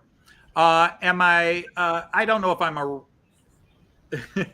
I liked my German trains, and you just like to watch them run, mate. So you rail fan, you lay out. Yep. But the funny thing is, I'm not necessarily the same in real life. I'm not a guy that's going to go grab a camera and stand there and film the trains in motion. When I go to a train station, I'm getting on a train because my favorite thing is sitting on a train and watching the world go by. Yeah. It's so much more fun than a car. Yeah. Relaxing. Yeah. Yeah. And Joyce is with me. And the funny thing is, Joyce is more a rail fan or train spotter than me, because we'll go into places and she's like, honey, what's that locomotive? Honey, what's that? Honey, what's that one over there? What's that? And I'm like, I don't know. But you're supposed to be the expert. Anthony. I'm You an have to expert live in with many it. fields. That's why I do model trains, because it's the one place where everybody can make me feel stupid, and I seem to be drawn to that. I Are you think there, you have. Randall? Hang on. Randall, are you there? Nope, he's spinning wheels. Mm.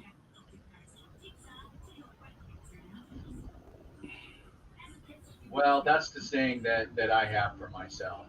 I'm jack of all, but master of none. So That's a very fine that way makes to me a home. Yeah, that makes me a Home Depot or Lowe's guy. Well, the thing is, again, it all depends. I prefer to get my wood from an actual lumber yard rather than Home Depot, Woods, or Menards, because we have all three in this city. We've got Lowe's, Home Depot, and Menards. And it used to be you went to Lowe's because Lowe's had professionals who kind of knew their stuff, and Menards, you had some guy that you're not sure didn't have a lobotomy somewhere. Where's your wood? Did you try aisle 377? But the thing is, I had a father, like many people did, that I had to learn to fix everything myself. My car, my house, anything. I had to fix anything. But I was also more academic in nature. And so I wound up being, you got to give Randall credit for trying. But, Grandpa Rail says, you're not an outsider anymore. I mean, I don't know. My channel is bigger than I ever thought it would be. I think most people would say that. I have always considered your name some kind of anachronism, because I think you are an outsider compared to the mainstream of trains running in the States. And you are. I list all the reasons I'm an outsider. I list all the reasons I call myself the model train outsider on my. I'm an American Indo-European train. I did not grow up liking trains. I did not grow up playing with trains. I didn't have a connection to a relative that played trains. I do 3-rail and everybody does 2-rail. I'm an American and I do German trains. Americans all do American trains. And I don't have, if you looked at that camera and you saw this big basement I've set up, I've had so many emails from people because I do get quite a bit of hate mail, or if it's not hate mail, it's questioning mail. That questions like, you had that big space and all you did was create a simple end-to-end layout. And I turned back and said, I didn't even create a layout. I just have a big train table. I do have the Dumb and Horse station, which I scratch built, and it's 100% accurate to the city of Dumb and Horse train station, because Dumb and Horse was the city I lived in. I'm very proud of that. And the bus station in front of it, which is about 90% accurate to the actual bus station. But as I've been trying to model and do things, the nerve damage and everything's in my hands makes it very hard to paint. That's why I did those mini prints as a challenge. That was a challenge to me to paint those mini print figures, just to force myself to try to paint again, because I avoided it for years. Because I start to paint and I'm like, because my hands just shake. I can't do micro soldering anymore. I have to either have help, or I can still do big soldering, but some of the small soldering is micro soldering, like on digital boards.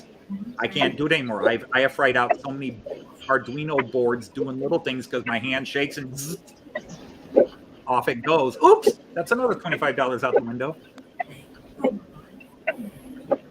So that's why I love MareClean, because it's plug it in, sit back, hit a button, and it goes, and it makes me happy.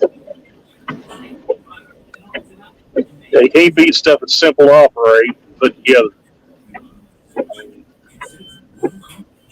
And that's what the biggest thing is, to come in and meet so many different people, whether it's friends of mine that have these beautiful track spreads on carpeting, and of course they get a lot of, you shouldn't be running your trains on carpet, and it's like, it's a low fiber carpet, it's the only place I got to run trains, that's where I'm going to run my trains, leave me alone.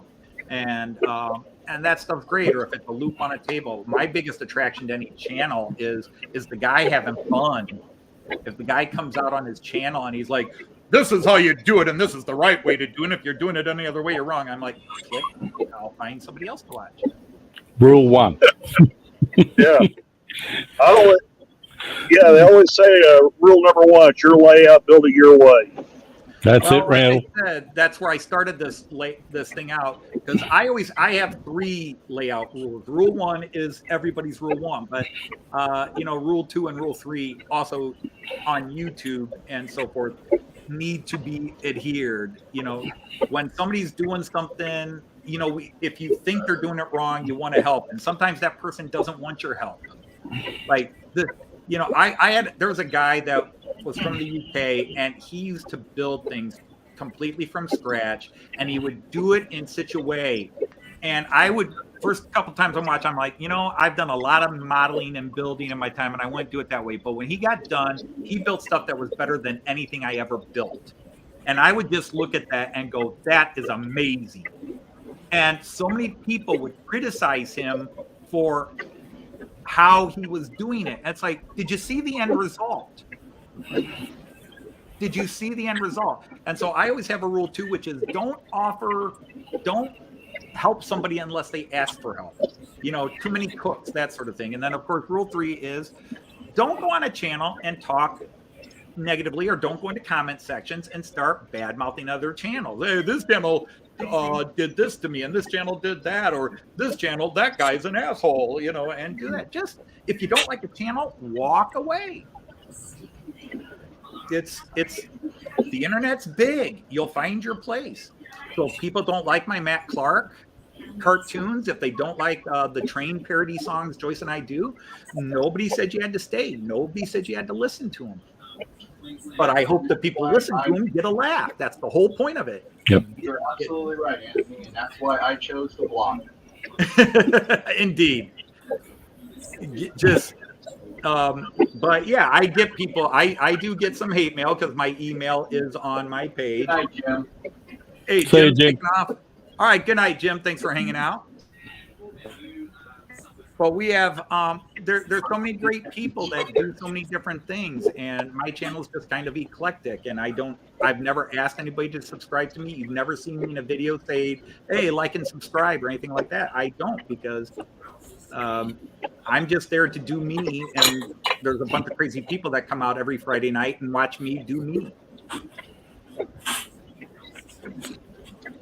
But the whole reason to be on the stream is to have it nice with one another, and basically that's why I stay up until the track in the morning in Denmark, to be able to speak with your guys, because basically I love to delve train going past the lake where you can see it like it's shown now, and I love to discuss Merkel with you, Anthony, because I think we have a lot in common in our love of our system as such.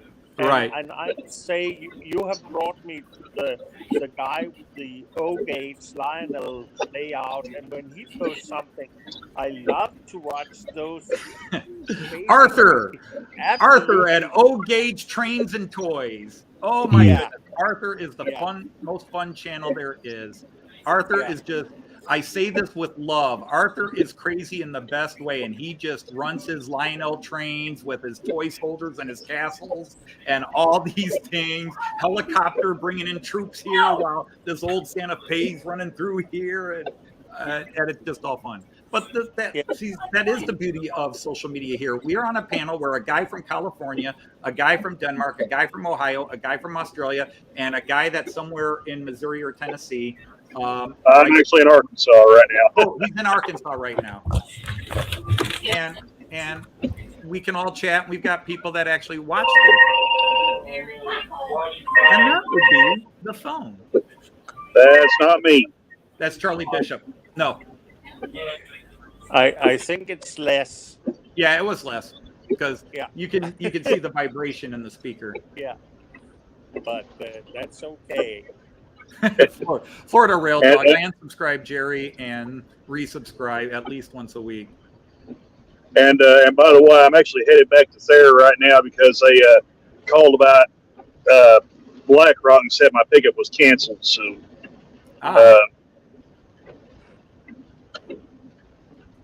They got a different ride, did they, Randall? no, Hey, boys, they basically messed around, didn't call van for the crew till basically right up until pickup time, and by the time I got ready, got there, and then got all the way down there, I guess whatever work they had to do was already done. They're heading this way, so I heard them on the radio, so I knew right then my pickup was canceled. So okay. So all that driving, you got to turn around and go back. yeah, I get paid for it. It's not that big of a deal. Hey, not if you get paid for it. Hey, Nancy, nice to have you here. Welcome in. Yes, and again, George, Arthur has a lot of cool toys on his layout. And I say that because I used to be a toy collector. I used to go to garage sales and yard sales and such and buy old toys, fix them up and turn around. But I never did trains. I never bought an old train and tried to fix it up. But I would buy old electric footballs. Hey, Americans, remember electric footballs? Actually, it's still out there. Companies still make them. But I used to fix those up and resell them. I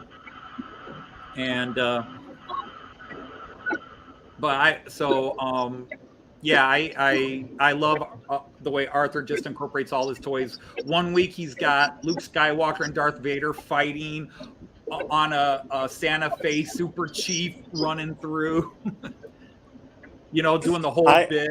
Luke, I'm your father. No, while they're on top of a train running through his layout.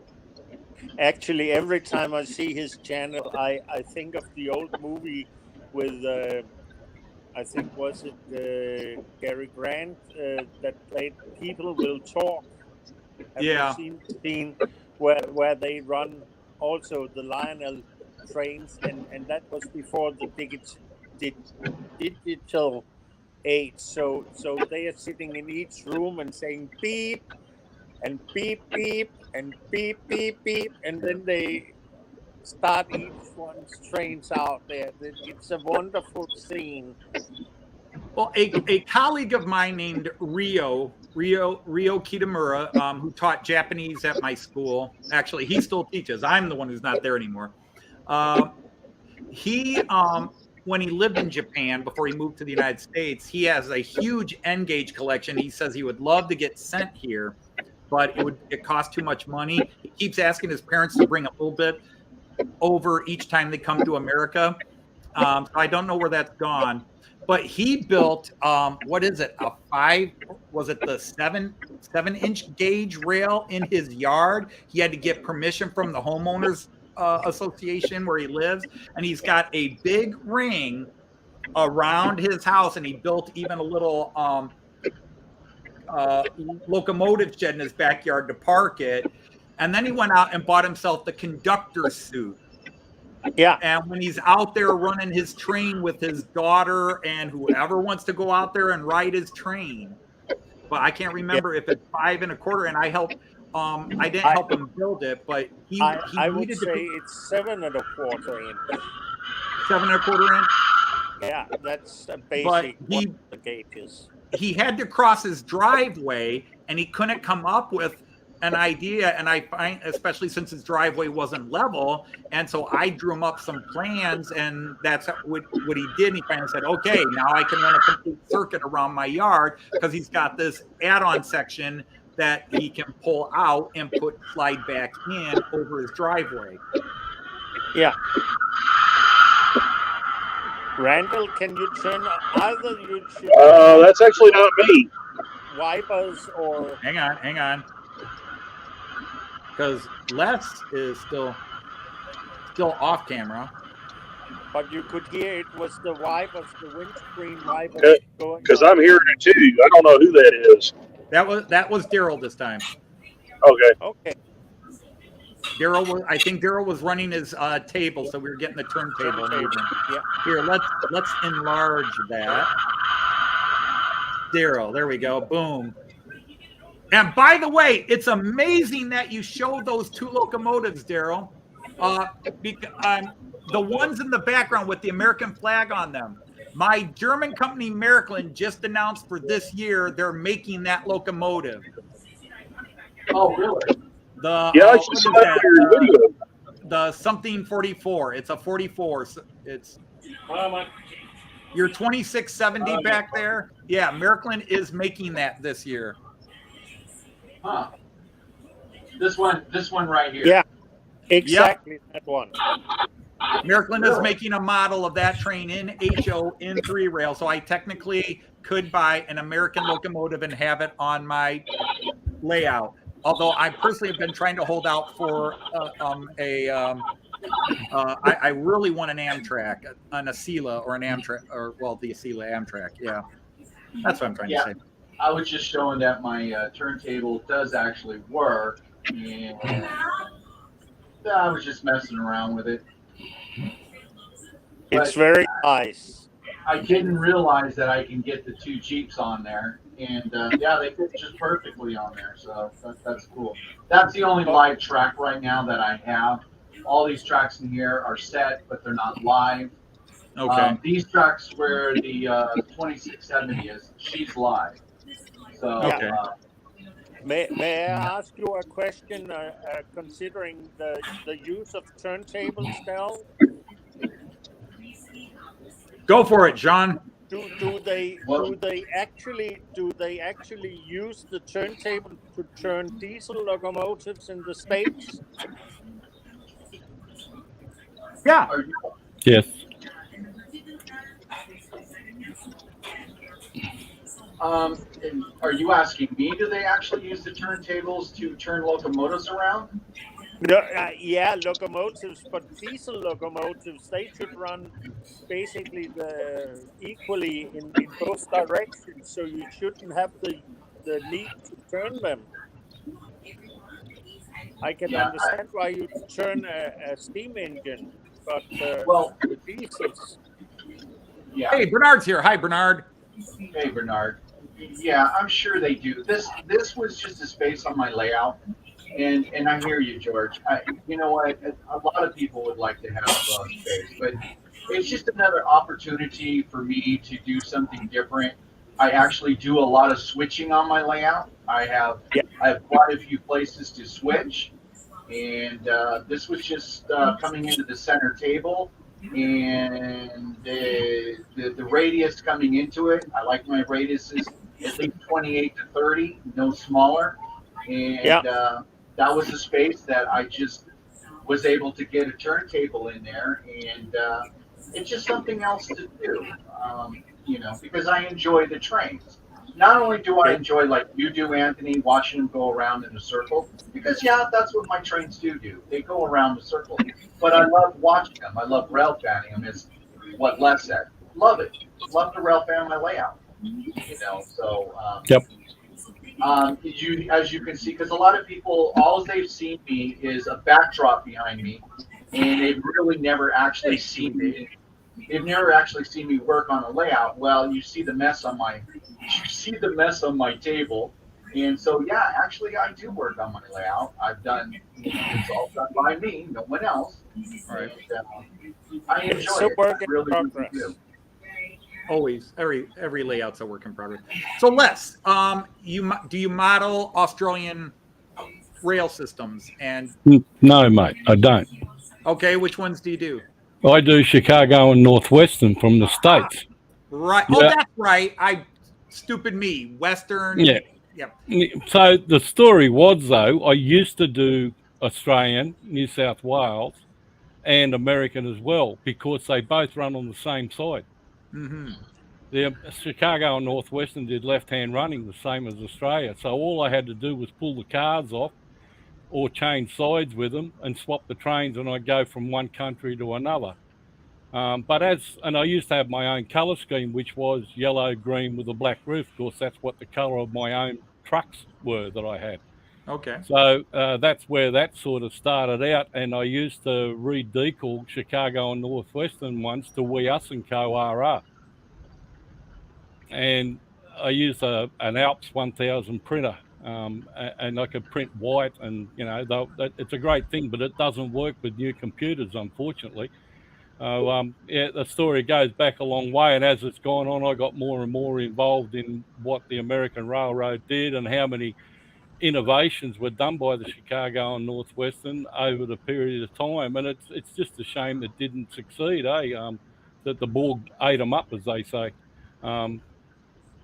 And my layout, it's a roundy too, but I can run from Proviso Yard to Rockford, which is the area I model, and I can have trains go point to point as well as go round and round, which makes it that well, Randall.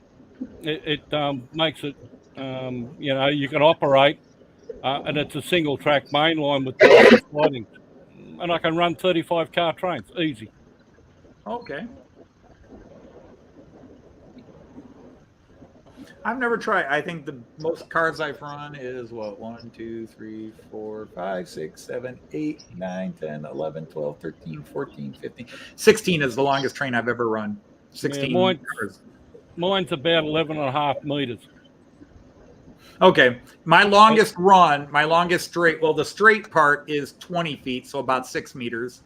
And, but the overall length of that one run on my layout is about, not quite 8 meters, over 8 meters, because it's 26 feet. So about 8 meters. Yeah. Well, mine's 16.5 by 22.5. When you go between the 14.5 of the big room and the 8 feet of the second room, which is 8 by 12. And it's got a bit of a notch out in the corner where our bedroom is, but it, like you put an 11-meter train on that which is that double stacker I've got, and I find I can run 2 cars per axle or 10 cars per loco, basically, and it's on a 30-inch radius climb on the helix, which has got 5 turns. So when you get all that train in the helix, she's fairly weighty, mate. Hey, you can't hold it if you got your 2 fingers and you hold the front of it. You can't hold it with your fingers; it'll pull out. So nice. And then you Sounds get like these scale trains locos. I've got them pulling 18 cars by themselves up that helix. Speaking of Canadians, we have Trackside Mike here. Hi, Trackside Mike, and welcome Frank from Central Appalachia Crossing. And again, if you are new or new to the stream and wondering where Artie is, Artie announced last week he would not be here this week. His best friend did pass away earlier this week, and Artie is way out of town. Yeah, about 2.5 hours north of me.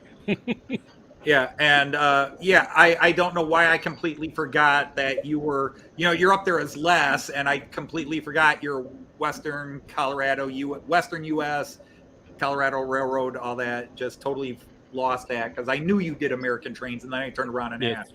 Yes. I just found over the years it was better quality, better running. I mean, if you were building Australian stuff back when I started, you had to buy an American loco and then rebody it with Australian stuff. But now they've got their act together and you can buy DCC sound Australian locos, but I tell you what, you think your steamers over there are getting deep. Boy, oh boy, they're getting pricey here for Australian stuff.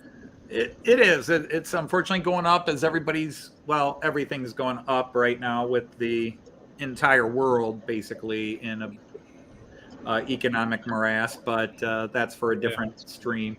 But it is. I mean, I'm seeing a little bit this year of a price increase with what I buy, but my stuff tends to be more expensive than what the Americans buy and what the UK people buy. Because I think we all laugh. I see some of the UK channels where they're like, and again, please don't get mad at me for this, my UK friends. Although I think they all went to bed now. They're like, 150 pounds, which is about $170. $170 for this logo is ridiculous. And I'm like, dudes, mine start at $250. Yeah, well, 150 pounds, $300 there. Well, there's for you, but I Yeah. just in that American comparison, my train started about 220 pounds. Yep. Um, Yep. and And you they're know, complaining at 170. I'd like to get a digital locomotive for my layout for that, but my German stuff is more expensive. But it's what I chose to get into, so no complaints. yeah, it's Well, prohibitive here for Markland and so forth here. You know, you're looking at $1,000 for locos. Yeah. George is here. One of my UK friends is here. I've lost a UK friend. George is here. But it is different. But the thing is, when I look at, because I do have some UK trains now, and I will say, I feel like the people in the UK between Bachmann and Hornby, and even a lot of what Daypole makes, I feel like they don't get the bang for the buck that the Americans do with their stuff, or that the Germans do. Because my German locomotives are more expensive on average than the American stuff, and a lot more expensive than the UK stuff, but I get a lot of bang for my buck with what I get from my German digital trains. I get so much stuff with it, but a lot of that's bells and whistles, and some guys, a lot of guys don't need or want the bells and whistles. I think I know so many guys that as long as there's lights on the train that work, headlights, they're happy with that. Some guys don't even care about the headlights. And I'm like, that's cool. And you can get a $40 local for that. Yeah, well, I've got mainline, Walther's mainline locos, and they pull almost as good as the scale trains. And they've got helical gearing, so there's no backlash in the locomotives. But at the same token, I've got scale trains operator series, which is about the same dollars to me here. And then I bought a couple of rivet counters just recently, only because they are just so nice. This AC44 I just bought, it's phenomenal. I really can't speak highly enough of it. But I have one issue I do have is because my layout is so hilly that it overheats the Dakotas if I run it more than, say, 5 or 6 times around the layout. Okay. Yeah, and especially Tasamis, they don't handle it at all. But like if you're doing the operation thing, it loco goes up and it stops and doesn't come back down again, so it's not so bad, Okay. What were you asking, Sean? I was just thinking when you said it's a question for Les. You say it's such a hilly layout you have made. What are your grades? What 3%. 3%. 3%. Yep. Well, and it's you're either going up or you're going down on the whole layout, and it from say 1.5% to 3% difference. The only flat part in the whole layout is proviso yard. The rest is up or down. Okay. So you're really putting your locomotives to the challenge. Then every time they go, they have to do something. They are working. Trust me, they are working. Wow. Because I'm looking at my layout now that you say that. I have what's supposed to be a 2% grade, but I think one is closer to 3, like 2.5. And I'd say about 40% of my layout is either on the 3 main lines I run. 40% is either going up the incline or down the incline. Yeah. But I have a lot of flat areas. Because the area of Germany I'm modeling is northern Germany between the town of Delmenhorst and the main city near Delmenhorst, which is Bremen, and it's flat there. Yep. It's pretty flat there. And I love the way that you say you are modeling the northern part of. You're modeling the central part of Germany. The central north part or the lower north part, because it's still not even really the center, but you're right, there's a whole lot more. We're an hour, Bremen is about an hour and 20 minutes south of Hamburg, and then you've got the whole but we just ignore that whole northwards. That's the northern John, we just try to ignore the whole Jutland Peninsula. You've got the Danes and the half Danes. It's We just try to ignore that whole Jutland Peninsula, dude. Mm. Well, yeah, I can hear that. I can hear that.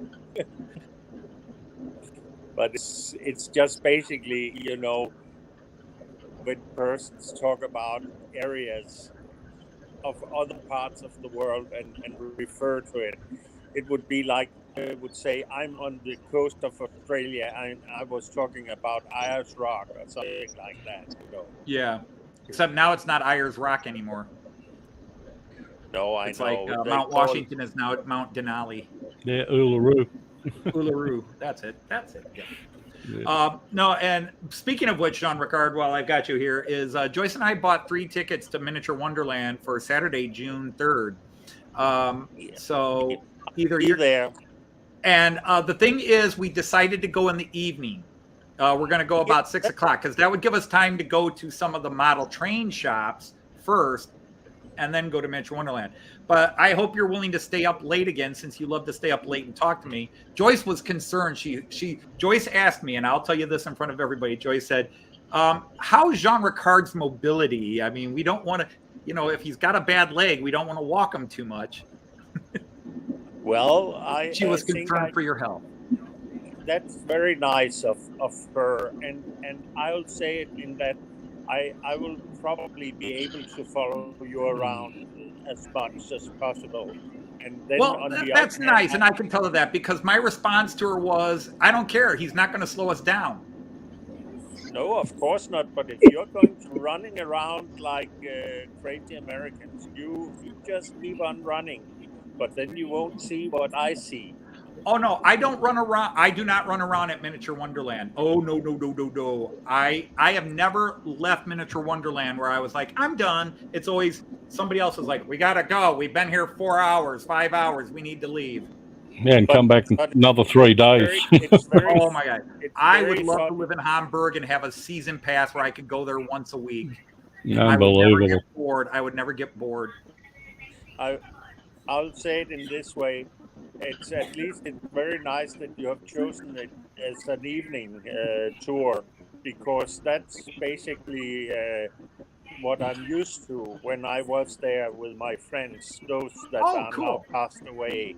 We usually go in the morning, but they were already sold out for all the morning. It was like 7 in the morning was the only times available, because for Miniature Wonderland, you can walk up, but you have to wait 3 hours if you walk up, or more. It can be more if you just walk up to buy. You have to buy your tickets in advance if you want to get in at a certain time.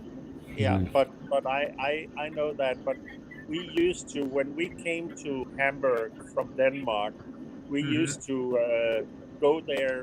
We came during the day, and then we went in at, for example, 5 or 6 o'clock in the evening, because then all the little kids and so on, they had left. They have to go home and go to sleep. So it's grown-up time there. And it's very nice to be there in the evening. So I'm looking forward to it. Oh, I am. This will be my 6th visit to Miniature Wonderland, and of course they keep adding stuff every time I've been there. Yeah, I haven't been there. I must admit I haven't been there for at least 5 years or so, at least. Well, this will be last time we were there was 2019. So yeah. And the new F1 cars will blow you out. But I'm hoping to meet you before Miniature Wonderland. I'm hoping to meet you at the hotel. Yeah, well, we'll be there because we'll be there on the 2nd. We'll be in Hamburg on the 2nd. Yeah. So. Daryl's showing his water scene. Yeah, that's a nice shot. That's so nice. I want to be on that beach. That's for you, Jean. Thank you, Del. Thank you. The only thing I miss there, I would love to be there on the beach, but I would love that there would be a beach bar where I could get a soft drink and perhaps an ice cream. There's a single bay there. She's in the She's in her red raft. Okay. And not much else. No, I can see that. Okay. All right. I'll take that one down. She tried to throw something on and oh no, you can leave it up. No. And she's a brunette too, so that's a winner. I like my brunettes. Some guys like redheads, some guys like blondes. I'm a brunette guy. Dark hair, dark eyes. That's what I'm after. I just love nice girls. I must say that. Then I have. Yeah, I did that for you, Sean, because I know I you like it. bad girls. No, No, you like girls with humor. You have said so. that's a bad girl. Joyce's humor is bad humor. Yeah. I believe you, Anthony. I believe you. But no, Miniature Wonderland. It's one of those. Even if you're not into model trains, it's a place to see. But obviously, depending on where you live and financial situations, hard to get to. I've been lucky that I've had the opportunity. I mean, I could have gone there. Well, how many times have I been to Germany? But again, that was an exchange program. This will only be Joyce and I's third time where we've traveled without students in tow. Well, to Germany with students in tow. We did the UK last June, which was a great trip. Yeah, this is somebody said nice backyard. Yeah, this is the little summer house. You know, it's not too big. It's a little drafty though. We need to get some windows replaced or installed. But it's a good place. It's a good place to let my pets run around. It's a really nice place to let the pets run around because they do. Oh yeah. My pets here, they do get a little. G'day, here you go. Let's record on mine. Yeah, cool. Hang on, we're gonna do that. Is Randall there? Oh, Randall is. Yeah, I'm still here. Okay. Yeah. Well, you had muted yourself. I was like, I didn't mute you this time. But yeah, my pets need a place to run around, so that's a nice big yard for them to go. They like to play fetch, and they're very good. They're really good too. You throw a ball, and they come back with an arm, a leg, a head, half a cow. They're really good. The reason why I muted myself, Anthony, I was about to get back to the depot, and I'm just called my supervisor, see if he needs down forward. So. Sit. I'll rub your nose in that. Don't you do it. I'll rub your nose in it. Careful now, Anthony. They told me they were house trained. They might I was told they were house trained. Yeah. I know. No wonder I couldn't find it. I was looking to wash it out. Yeah. I was looking. I'm going to have to go, guys. I got a house full just turned up. So good talking. Yeah, we'll catch up next time. Sharing information with us, Les. Thank you. No worries at all. Thank you. Thank you. See you later, Les. Yeah. The nice thing about pets like this is I don't have any door-to-door salesmen. Neither does the company that sent them.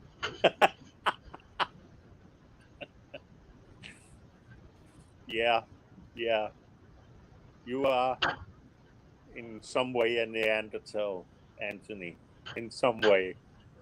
Or even earlier. Kyle, they gave me a convincing story. What can I say? They told me they had the papers and the training, although it was in red ink, and now I wonder.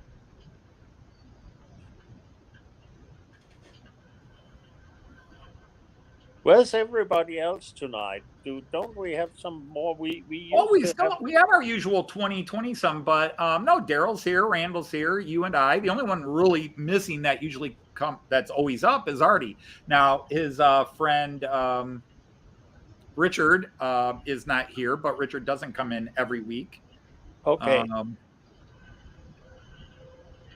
It was just sometimes we have been 9 persons, on the screen. That was why I was wondering if we I were. don't have his link, to be honest.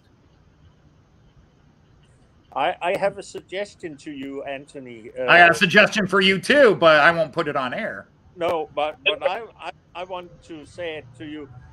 Is that the the access to StreamYard that you published in the chat, can't you put it in top and make it stick in the top so that people can always find it if they are in the chat? Because you might get I don't know. somebody. It's the first time I'm in charge of a chat on. But you're doing it so well. First time I've used StreamYard on a chat. I want my OBS. Damn it. Yeah, I'm just lucky that it functions with me this night. You know, last time this whole system went crazy for me. So Yeah, Jean, you want to hear more of my bad luck and curse? yeah. Yeah. Now, anybody who follows my channel knows that I was in Liverpool last June and I got knighted an official Liverpudlian by these people at a pharmacy. Yeah. The pharmacy had a fire. Oh no. Seriously, they had a fire. It pretty much wiped out the recalled? shop. They were the #1 rated pharmacy in Liverpool. Very popular, very cool little place, very loved in that community. And yeah, they had a fire. So I just I don't know what it is.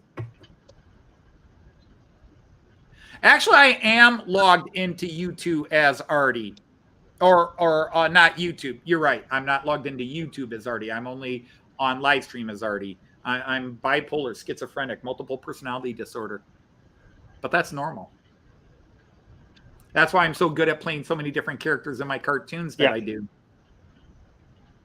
Because you try to psychoanalyze me on every character that's out there. And I do the women characters too. I write all their lines. Joyce just does the voice. You haven't psychoanalyzed that way.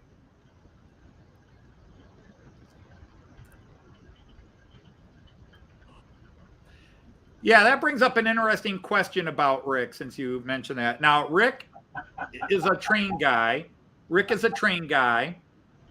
And he's called the Tree. He's a train guy and he's called the Tree. Does that make his a branch line? Probably.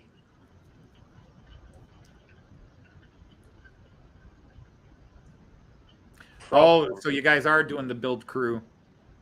Because that's the big thing on Sidetrack Sunday, for those who follow it, is they're going to announce their new 5th Beetle.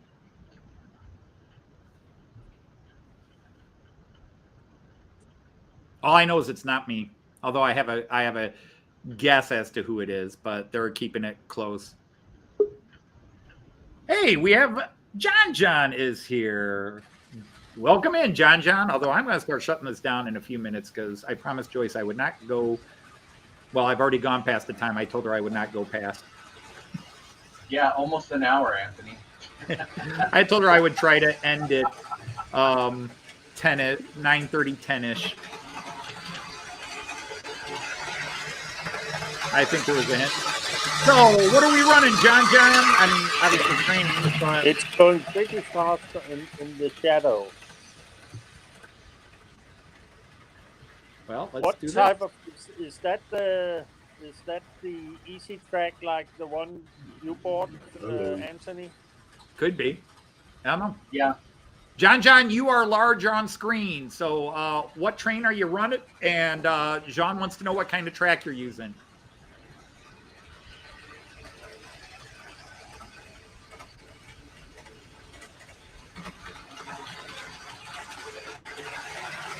John, if you're answering, we can't hear you. We can hear the train. That was the dark train. The dark train. Yeah, that was the dark train. Gotcha. I am the train man.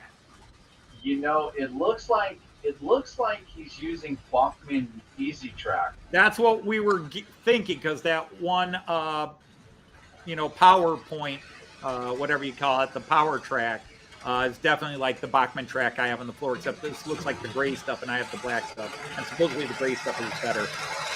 Thank you, Bernard.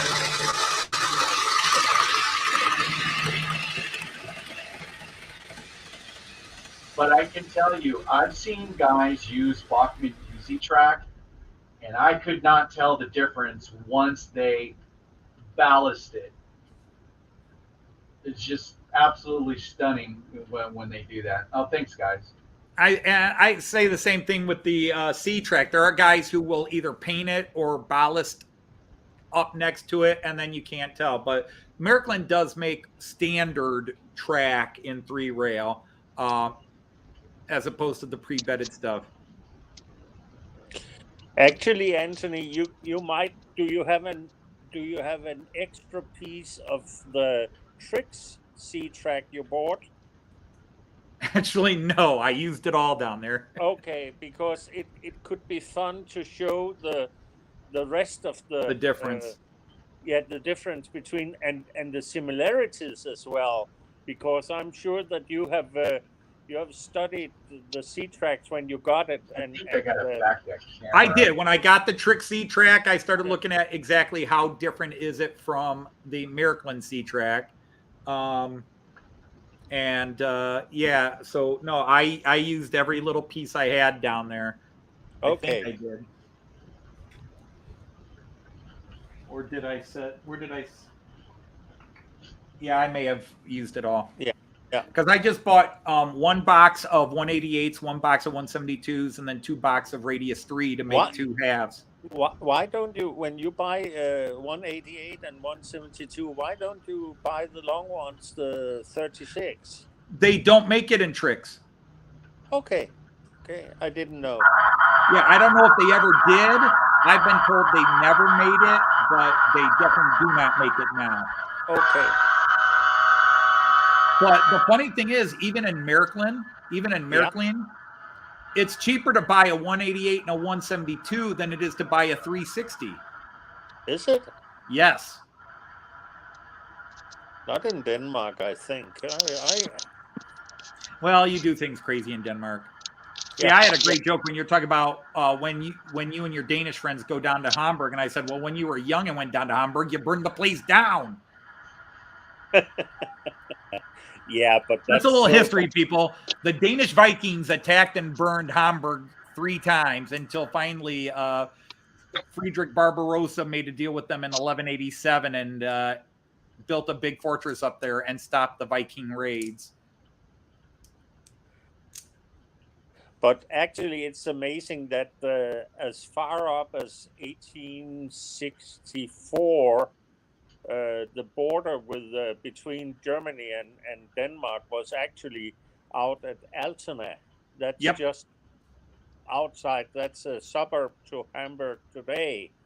Mm-hmm. So Denmark was quite a bigger. Oh yes, it was. Yeah. Even though they called it Hertugdømmerne, they called it the Schleswig-Holstein was partly they spoke German, but they were under the Danish king. And was under the Danish government, basically. Well, and at one time, Denmark ruled Norway. Yeah, and there was a brief period where Denmark, Sweden, and Norway were one kingdom briefly. That was under Margrethe the First. She connected it in what is known as the Kalmar Union. Yep. So they had my history. Yeah, you do.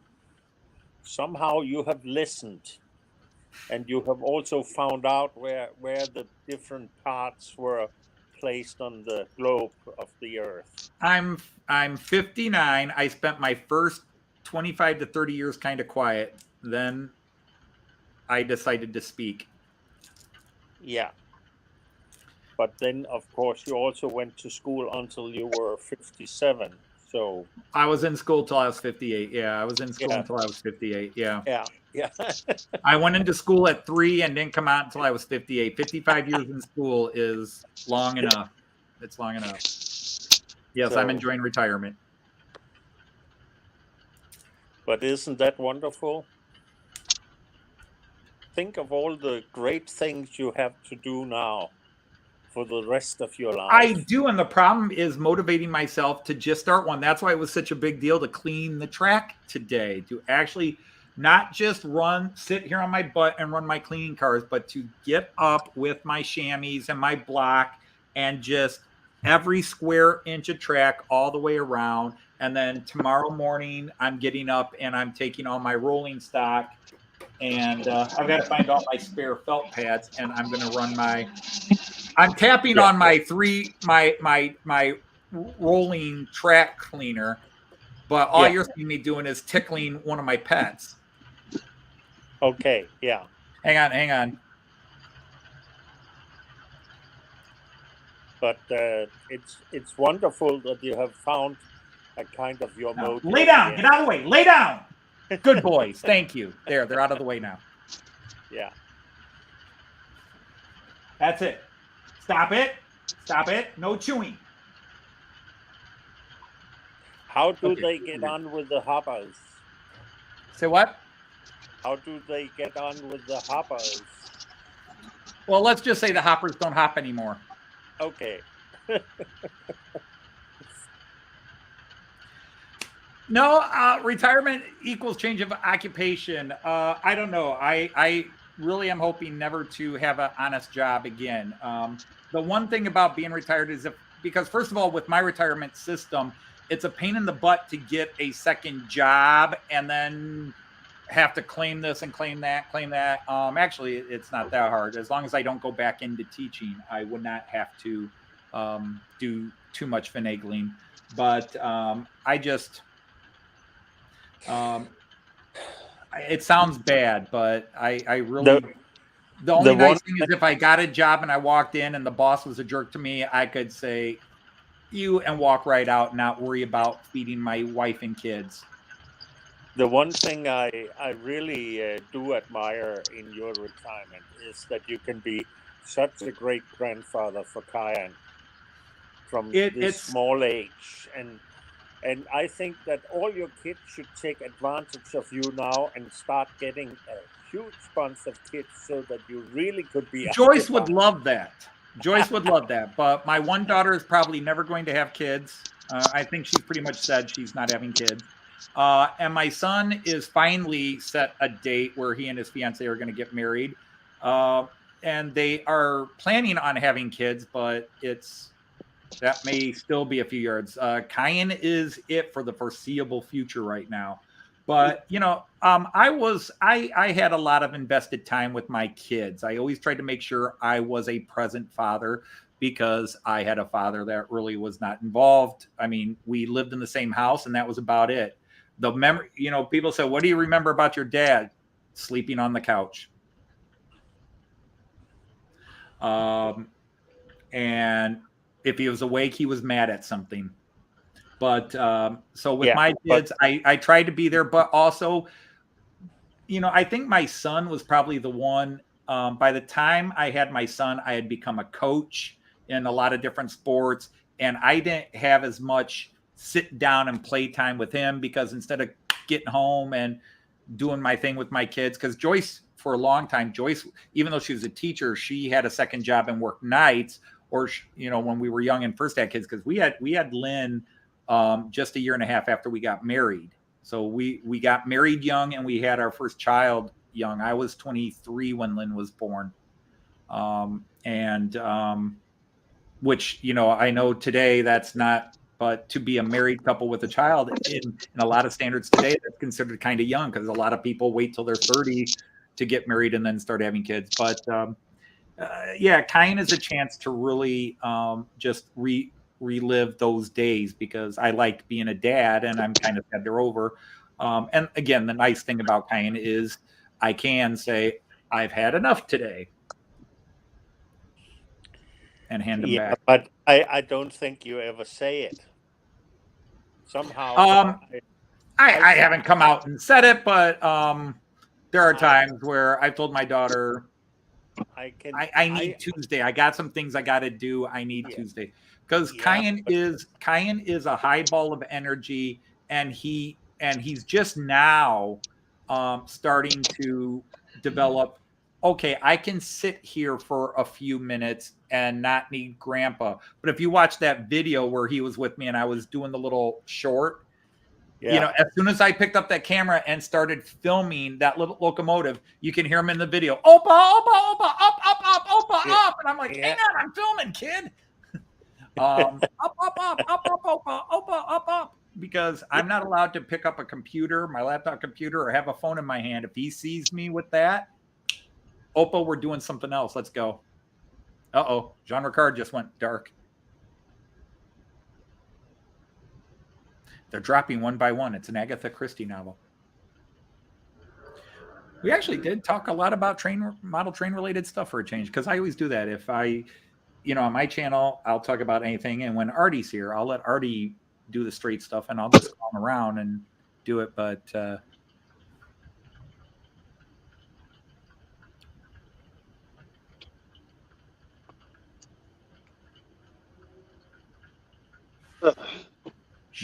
Randall, what are you doing? Yeah.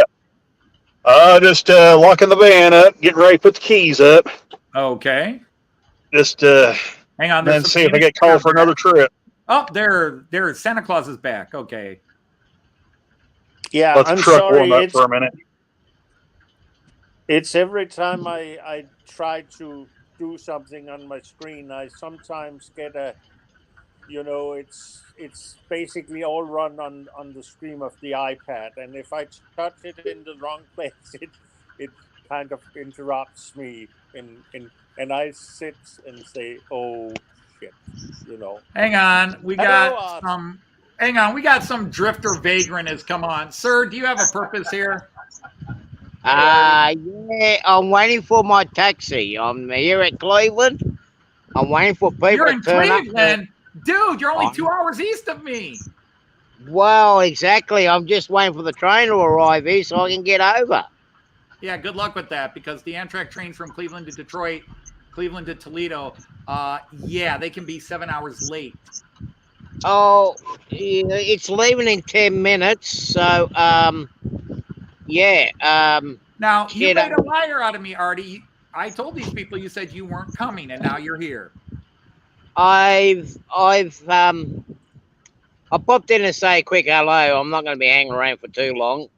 I've been spending a lot of time with Robin. Right. And with the passing of Bill during the week, so I'm devoting a lot of my attention to her. So right. Well, I'm not going to be here for too long. Just thought I'd pop in to say hi, and here I'm at Cleveland. I'm waiting for you guys to pick me up. If you think I'm lying, let me show you. Let me just change it. Lie? Pshaw, Artie would never lie. Yeah, let me just. Nice to see you, Artie, at least. That you're still alive and breathing. And then he just froze. Oh, there he is. Okay, flip the camera. Yep, that looks just like Cleveland. Just like Cleveland, but I bet you don't have. I bet you don't have the trains as fancy as these. The Amtrak don't have these at home. I mean, look at all the personal yachts over in the foreground there. I wouldn't mind one of them. There's the Cuyahoga River, and there's where the Browns play. That's the Moreton Bay, actually. Artie, yeah, be very careful. Be very careful. They are driving on the wrong side of the road. Very careful. Yeah, I know. I know. They just waking up to themselves here at Cleveland. Let me just take you through the new Cleveland station. So you've got your own turnstiles there now, and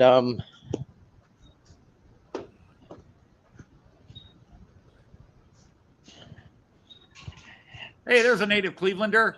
Go Browns! And oh, there is actually track there. And there's Amtrak's new color scheme. Is that dude trying to commit suicide, Artie? What's he doing there? Who? Who's trying to commit suicide? Nothing. Yeah. Yeah. So it seems like you have found the end of the line. Yeah, Cleveland's at the end of the line. I mean, bugger, I missed my trade, so it looks like Matthew's gonna have to come and pick me up. Artie, alone in Cleveland. Yeah. You see, the bugger won't even wait for me. He's going to leave without me. Well, that You train see, looks like it's going 100 mile an Oh, hour there it sitting still. Goodbye. Bye. And there again. Yes, George, it is nighttime in Cleveland, but all the radiation in Cleveland keeps it glowing like it's daytime. You can see Cleveland from here in Toledo. Yeah, but look, it's daytime. I mean, I'm in shorts and polo shirt and thongs. Now you have to Yes, stay on everybody. the Artie platform, just admitted he wears thongs. See, there's me thongs. Oh, And look, there's the white legs. have you broken the legs? Weren't they in plaster? What's that, Sean? Have you broken the legs? It looked like they were in plaster. Yeah, they are. They are. Yeah, yeah, yeah. That's why you need sunglasses. Yeah, that's it. Yeah, it's not the sun that's creating the brightness, but yeah, it's my Yeah, in the legs. Urban Slang Dictionary under honky, it says see Artie. See, Artie. Yeah, yeah. So yeah, this is Cleveland. For those who haven't been there, and yes, it's sunny. It's hot. Outside the breeze, it's about 95, 96 degrees. Whew. No snow in sight. I don't know how And warm it is you'll here. know in a minute. What is this in Celsius, Artie? 36? 30? Yeah, 36, 37. Bam! Says Yeah, it's 41 here. Yeah, that's an average day here. Yeah, that's an average day up in here. They You should start go putting and get ice cream. You have the to ice serve- cream. It will melt. It will melt before it hits the cone. Okay. Then get a So I'm not cold saying. Then get it in a bowl. Drink it as a shake. Yeah, I done that last There's night. ways around these problems. But I just take us a bit closer up to the marina here. I mean, there's a lot of yachts here for me to choose from. I don't know which one to take. Preferably Ladies the one and with gentlemen, the please be advised. There is a creepy Australian with a beard, a hat, wearing a thong and blue shorts. He is not to be approached. It's all right. We already had police around our place. We had an accident. Someone clipped the car out in front of our place. It was a police car. Don't go Yeah, too so- close, Archie. Don't go too close. You might Why? start a tsunami. Oh, geez, I got good buddies, eh? Yeah. So this is basically marina. Moreton Bay is up on the other side, which eventually takes out the Pacific Ocean. That's not a marina. This is a marina. Yeah, so let me just catch up with the chat here for a minute. Yeah, so I'm going to be up here for another week. Cute little station, actually, eh? Yeah, haven't seen any CSX trains. Yeah, I'm going to be up here for another week, so yeah, just been full on. Yeah. Some people will know what's happened. Well, I've kind of told everybody in the chat. Well, Bill Cox is a great model. I'm going to take some photos on that, of some of his modeling. His funeral is going to be on Friday, this coming Friday, our time, about 11 o'clock. The sun, yeah, that's right, John Benicki. It's all my legs. It's not the sun. It's radiation, coming off my legs. But yeah, it's been mind-blowing, especially when you end up being on your own or whatnot. She's on her own, and the best I can do is just lend my ear and whatnot and help her out the best way I can. And Hank Williams, well, if you think so, Jeff, yeah. Yeah, let me see what else has been saying in the Hank chat. Williams Jr. Actually, it's very nice to see you outside. Yeah, well, it is very nice up here too. I mean, the weather's been pretty good. I mean, yesterday it got up to the hundreds here yesterday. Nope. Um, Nope. Weather's not good. If it's 90s, upper 90s, it's not good weather. Oh, for them up here, when it goes below 80, they start putting on the woolly jumpers on. Oh. Yeah. They stop wearing their thongs in public when it gets that cold. Well, basically, yeah, that's what it is. They all just start putting heater on. I mean, for me, I'm used to the 70s and in the mid 80s on average, but up here, yeah, when it gets to that, they put their jackets on, and you got to take what you can. Yeah. Uh-oh. What's going on here? Your browser has lost as their. Oh, okay. Oh, bugger off. Okay. Shut the camera down. Yeah. So yeah. Thanks for doing the stream, Anthony. I'm not going to hang around for too much longer. What's the temperature? Well, I just said it to Jeff. What did I say? About 90 something up here. 90 odd. Kangaroo jumpers, yeah, they put their white wall, yeah, they do put their kangaroo jumpers on. Yeah, it's been a sad trip, let's put it that way. It's been a sad trip, and all I can do is just sit there and just lend an ear and shoulder and whatnot. So, right. Anthony, again, thank you very much for looking after the show for me for this week. Thank you everybody for turning up, and hang on, sorry, I'm just watching the wildlife walking past. It's the least. It was the least I could do, and never let it be said I didn't do the least I could do. Yeah.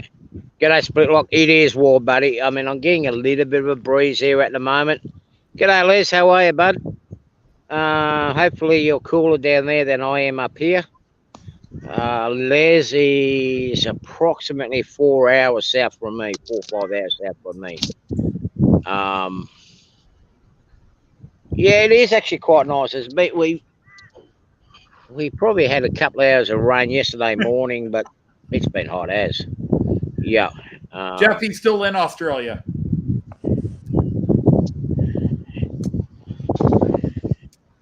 Jeff wants to know how long it took you to get there from Australia, and I just mentioned you're still in Australia.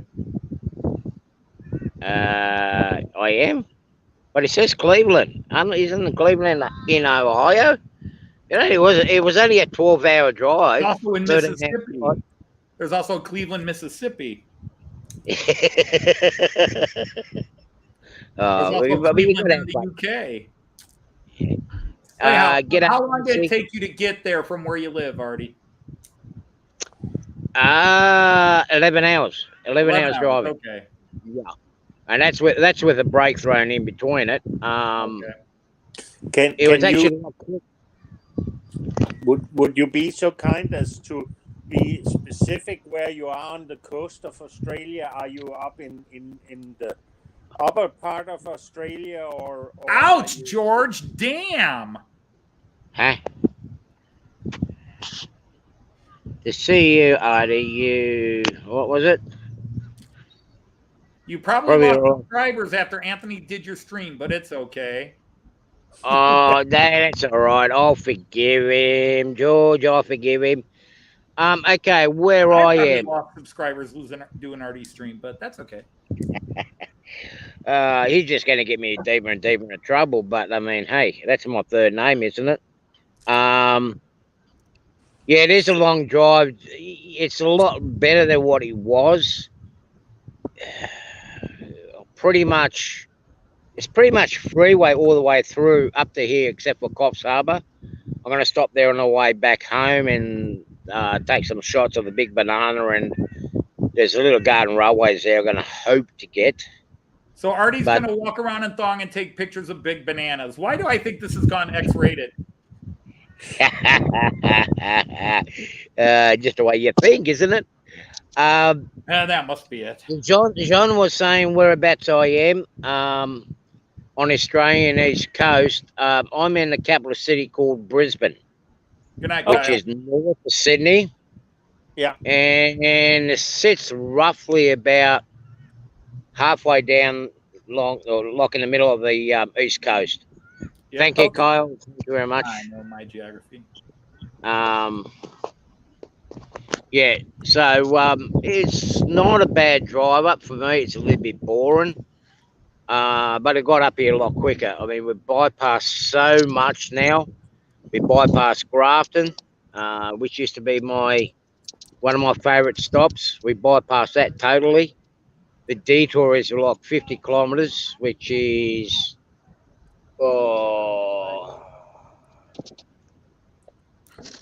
50 kilometers is pretty it's roughly about nice. 25 miles detour. So, but I just won't need to get up. 50 kilometers is about 30 miles. Yeah. Yeah. What was it? The dirt road before. Some of it was actually Bernard. I mean, I remember I was reminiscing coming up and looking at some of the old road, and Les will probably vouch for this.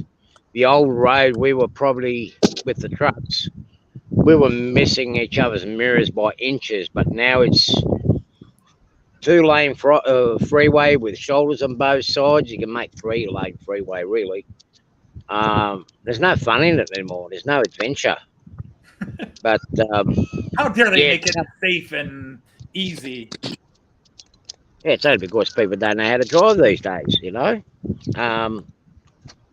But yeah, apart from that, it was a nice drive. I'll see if I can get some shots on the way back home, so I'll put it on my Fun Day Friday. Anthony, step away from the bananas. Hey, I don't go anywhere near the bananas. Nope.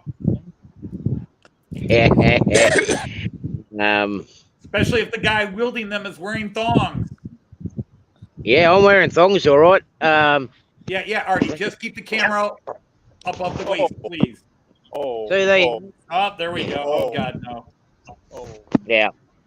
Australian man arrested for showing his thong live on TV. Could be a lot worse. All right, gents. And ladies, I'll catch up with you guys later. Yeah, have fun, and I'll catch you all another time, eh? Yeah. Okay, Have a all right, nice thank day, you. and thanks for a nice Condolences stream. Pardon? What was that, Sean? I just said thanks for yet another nice stream. Thanks for another nice stream. Okay, thank you very much. Thank you guys all, and thank you for your condolences. I'll pass them on. Good to see you too, Hey, Rick. Artie, turn that ear back to the camera again. Turn your ear back to the camera. Yeah. No, What there we is- go. Oh, wow, you can see the sky through here. Yeah, that's what I thought. Yeah. Yeah. Have a good one, Artie. Sorry I didn't talk to you much, but it's been kind of hectic. So Well, it's been hectic here too. Business can be expected, to be honest. Yeah, I think this coming Friday is going to be the big one. Right. We just got to take it as it comes, really. Yeah. It's hard, but stay away from the robo-cops. Well, actually, the robo-cop come to see me this morning. As I said, we had a bit of an incident at the front. Somebody side-clipped an unmarked police car that was parked out in front of our place and took off. So they're going to get a nice little visit from the boys in blue. Yeah. Yeah, police come. yeah, that won't end well. Oops. Yeah. So, anyway, guys, again, thank you, Anthony. I'll let you corrupt the minds of these beautiful viewers here, and I'll see you guys when I get back home to Wollongong. All right, Artie, you take care of yourself and do the best you can for Robin. I know you will. I will. Okay, guys. Catch you all later. Thank you for coming. Bye. All right. Take care, Artie.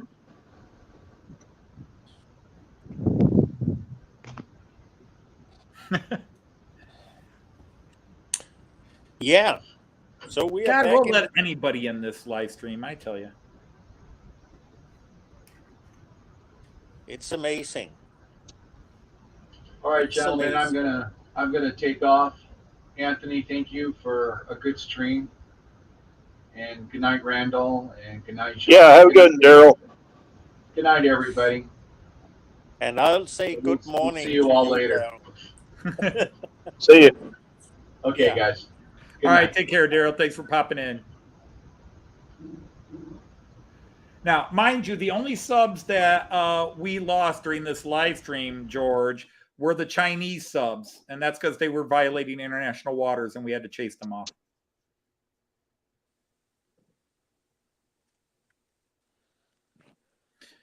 All right. So anyhow, I think we will aim to end this at 11 on the nose, just so I can go upstairs and get asked where the hell was I for the last hour and a half. I really expected her to come down, but she was not going to come on camera. Will you bring the best regards from me in Denmark and say thank you to her for letting you be on the stream as long as you have been? Yeah, you could text her. You could text her and tell her don't be too hard on me. You can intervene after that mean post you put on my Facebook page yesterday. Why should I? Why should I text her that she shouldn't punish you for everything? Oh, there ain't no punishment gonna happen. There ain't no punishment. It's just either somebody's already asleep and like, hey, where were you? But that's a different story, kids. And we try to keep this PG-13, but I fail all the time. Yeah, but Anthony just admitted you're going to sleep in that chair tonight. Oh, hell no. You know, Artie, that's the thing. We've got a king-size bed. If we're mad at each other, we can sleep apart and still be in the same bed. She just sleeps on that end and I'll sleep on that end. And there is nothing in the middle. Where the hell did you go? I'm mad at you. Oh, okay.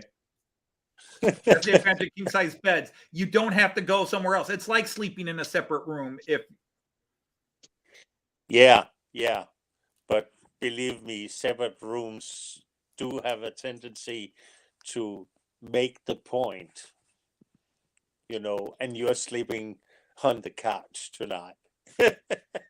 Nope. I've got a good recliner to sleep in if that's the case, but no. Nope. Never. I'm thinking of the old Bewitched show where she sent Darren down to the couch each time. Well, Joyce and I actually have a little printed thing that we've had our entire marriage, which says never go to bed angry at each other. We have a little message, never go to bed angry at each other. Now that means sometimes we didn't go to bed till 4:00, but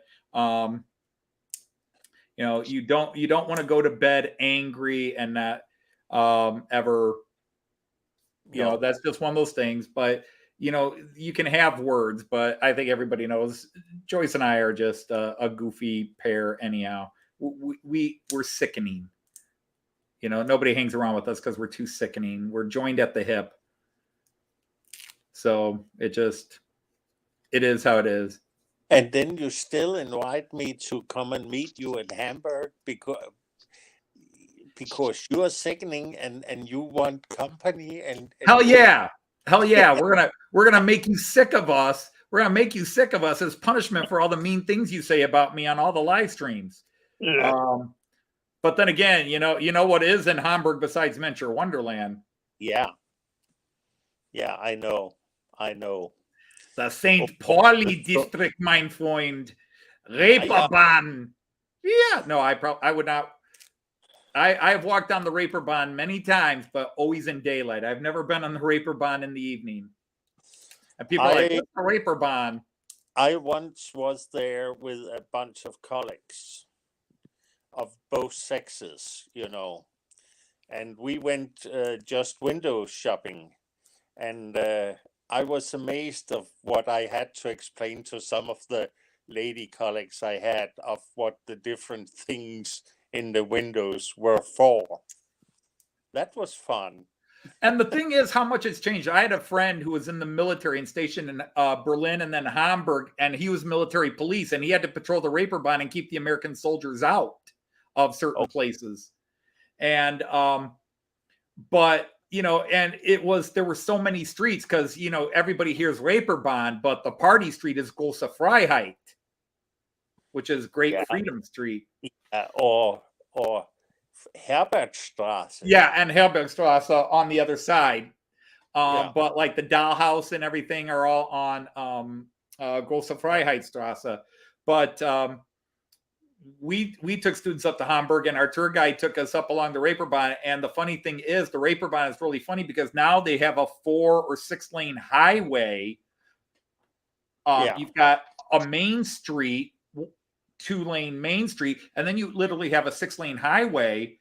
But here you have all the naughty shops still open. I mean, you got the S&M shops and they've got their stuff all out, and moms are walking their kids because 2 blocks down is a preschool and a kindergarten and they've got all these shops, and across the street is now this big family entertainment area right across from the naughtiest street in the world as it was known for 50, 60 years.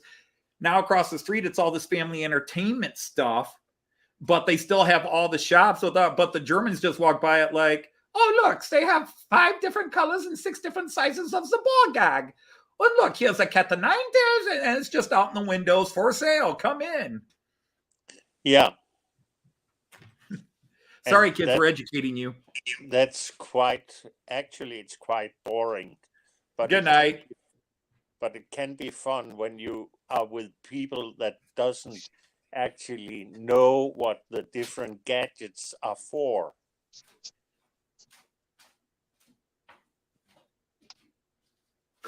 Hello. Hi, Joyce. I have Randall. kept Hi, you up John. for all this time. Hi, everybody in the chat. You can blame me. I can blame you. Yeah. See, she's trying to hide her mad face. She's trying to hide the where are you and why the hell I thought you were going to end this early. Yes, it's 11 o'clock. It's 11 o'clock. Why aren't we in bed? For the record, whatever happened wasn't my fault. I was at work driving. Yeah. Everything's your fault, Randall. You've taken Heath's place. And I didn't run off the road either. You came along for the ride, dude. You came along for the ride. So you're exactly. That's what I'm here for. If we robbed a bank, you're going down for it as well. I am the designated driver of this stream.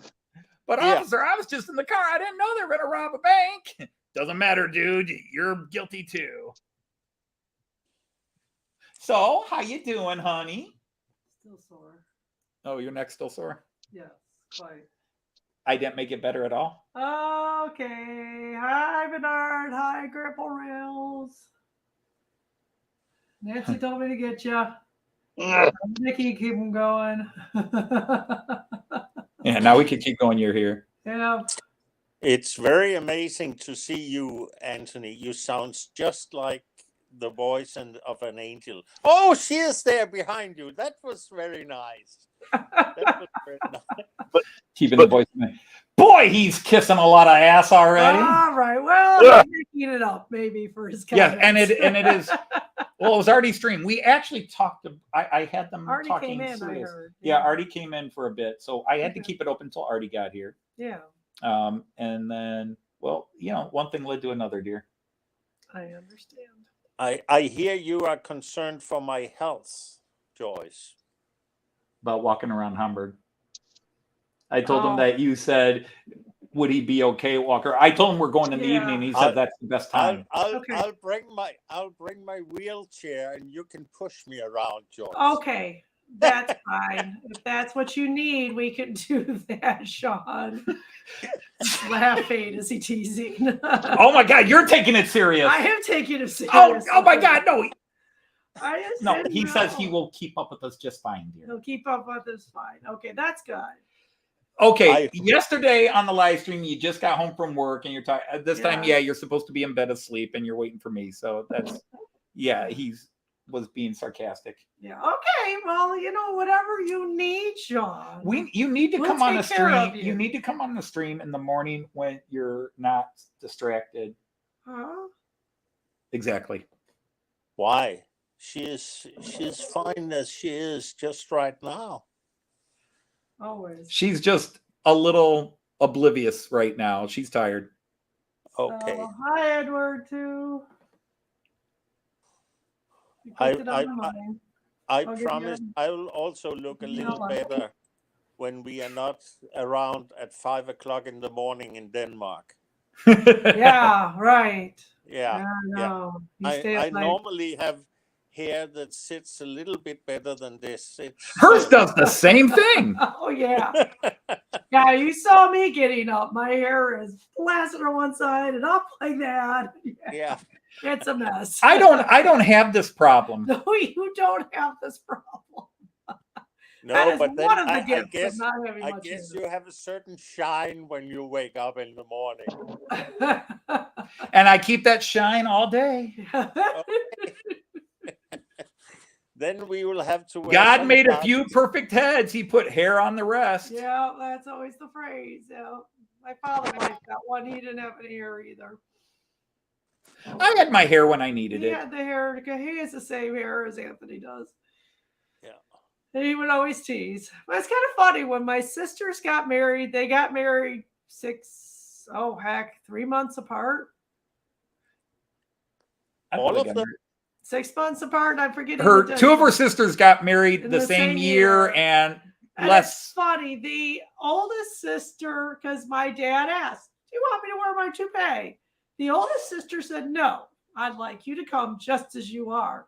The second sister wanted the toupee. So the pictures are hilarious compared to what the other. Yeah, her dad wore the Because my toupee. dad looking so different with dark hair. John Benicki says, I'm not earning any brownie points. So it's just a funny family story with that. And our son's getting married October 7th. and Of he next thought- year. And you're all invited. Yeah, sure. Y'all can come. So, because they got a big hall. So, anyway. He's just getting in the way of a train show I wanted to go to. That's all right. Is the train on that weekend? Yeah, Gets in the UK. Oh, yeah, all right, whatever. So, anyway, he was like, well, if I have it the same place my cousin had in the spring, would anybody care? And we brought up that same family. They were about 6 months apart in the same place. You can handle it. But he did not go that place. His fiance saw one place, fell in love with it, and they're done. Deposit made, big hall. She has a Latina family, and they dance, so they need a lot of room. And half her family is in Costa Rica or Colombia. Oh, she's been Or sent to half. Colombia, but a lot of them are now in Texas. I'm not quite sure how they got there, and we don't ask questions. Well, We'll no, just take whoever they have a comes. relative that lives down there. They have a relative in Florida. A relative in Florida, a relative in Texas. Her mother's Well, a lot of from- her family, because AJ and that they were talking about honeymooning in They're Costa going to Rica. honeymoon in Colombia with her family. And go over to Costa. Okay, Don't wear Costa your- Rica comes Don't into wear this your somehow. Fitbit or Maybe that's where anything. they're dropping off the drugs. No, Son, go get your passport. I don't know if he's got it yet. my son is a chemist, and I look like Yeah, he's Walter a White, chemist. so clearly You like Walter White. I barely got this. set right. up the meth lab. Oh man. That's how I can afford all my trains. Nancy said you're gonna be in the naughty corner. I'm quite sure that if It's you a were- circular room. There is no corner. Well, it's the Rob Boy if you room. were isn't it? into that kind of business, I would assume you would have a much bigger train set than you have. No, if I sold drugs, yeah, I'd have a much bigger collection of trains, That's true. Yeah. You don't sell drugs, and you. and do I'd have a fine. nice I have you a do nice fine little layout in trains. my cell. Yeah. Oh my goodness! Yeah, I have a huge check coming from my brother, and we'll get more. He was single, so he had a lot of money. Yeah. Blood money. Yeah. Well, his last job he was in, he worked there as a temp, and they said, "Don't leave us." Her We're brother taking didn't you." spend. Her brother made lots of money and Yeah. didn't spend any Well, of it, his and left thing it was, to he all his always said, siblings. the last place he was at, he says, they asked me what salary I wanted. And he says, I threw out a ridiculous number and they said, okay. because he really didn't want the What? job. He didn't necessarily want he the was job. okay with it, but he just Rick, was good night, all. crazy. Good night, everybody's leaving. It's getting late. It is. But Well, you came down here and lengthened the stream. I was trying to get off, and first Artie comes on, and then you come on. It's your fault. It's Artie's fault, your fault, and somehow it's Randall's fault. And I'm pretty damn sure Jean Ricard bears a big amount of blame for it too. I tried to get off at 9:30. They begged me no. Oh, I said, That's okay, Anthony. I got broad shoulders. You know, yeah. Joyce, you know something? If you want to keep Anthony on the stream, you should just ask him a question about something he really cares for. Like you should just say, Matt Clark, or explain Merklin tree rail system, and he can keep the stream going for another 1.5 to 2 hours. You know, John's getting to know you. Okay, that's enough. I've been waiting for this guy. It's enough. We've got a guy that's been just going, and finally. What's he going on? Well, he's gone now. He was just making lewd and rude comments, but sort of not enough to nail him on. But that time he came out. Gotcha. Several of them aimed at you, but that's all right. Oh, okay then. You know, one of the nice things about being in this stream, for me at least, is that I cannot see the chat at the same time as I'm participating in the stream. So I just act with the persons I can hear and see. For sure. So you can really insult me in the stream and or in the chat, and I won't know it. So okay. No, I don't need to type it in. I say it to him. That's true. And that gets you kicked out. He's Grumpy Santa. I cannot see any similarity with Santa and me. Do you have glasses, Jean Ricard? Maybe they need to be on. I got a story. Laughing, white beard, white hair. Santa Claus is, he's slumming it a bit. He goes south. He's gone south, like a lot of people do when it gets too cold and you're on vacation, you go south. So Santa Claus goes down to Denmark. Yeah, south. Actually, Santa Claus is over there on the Dumb and Horse platform. Yeah. With his reindeer. Yeah, he is. Yeah, he is. Yep, getting arrested. I know your days are lengthy. That was another thing we could talk about. Joke scenes on your layouts, yes or no? Joke scenes on your layouts. But let's not do that now. I'll save that maybe for my Friday. Would you please have really short daylight, right? Pardon me? You have short daylight right now. Yeah. It's still dark outside. It's like we have something like 6-7 hours of daylight at the moment in Denmark. Sun comes up at 10 and sets about 4? No, 8 in the morning and sets about 4. 8 hours. Okay, so about 8 hours. Okay, so about 8 hours. Oh, you're getting there. Because that's the opposite. When we're in Germany, the sun rises at like 4:30 and sets at 10. At 11 o'clock, it's still bright enough out that you don't need street lights. Anthony and Joyce, I will just say one thing. If you are ever want to know something about Denmark that is not influenced by me, there is an American family that had moved from Chicago to Denmark, to Copenhagen, and their last name is Young. And they have a YouTube channel called Traveling Young. Okay. Traveling Young. Good night, Bernard. And they do streams approximately, or not streams, but videos approximately once a week about their experience of moving, of being expatriated from the States to Denmark. And also about what they do for traveling. That's the main, Traveling Young. Okay. We lost Randall. Yeah. That sounds interesting, John. That's the only thing I've always thought is just whew, the short days. That would be really rough.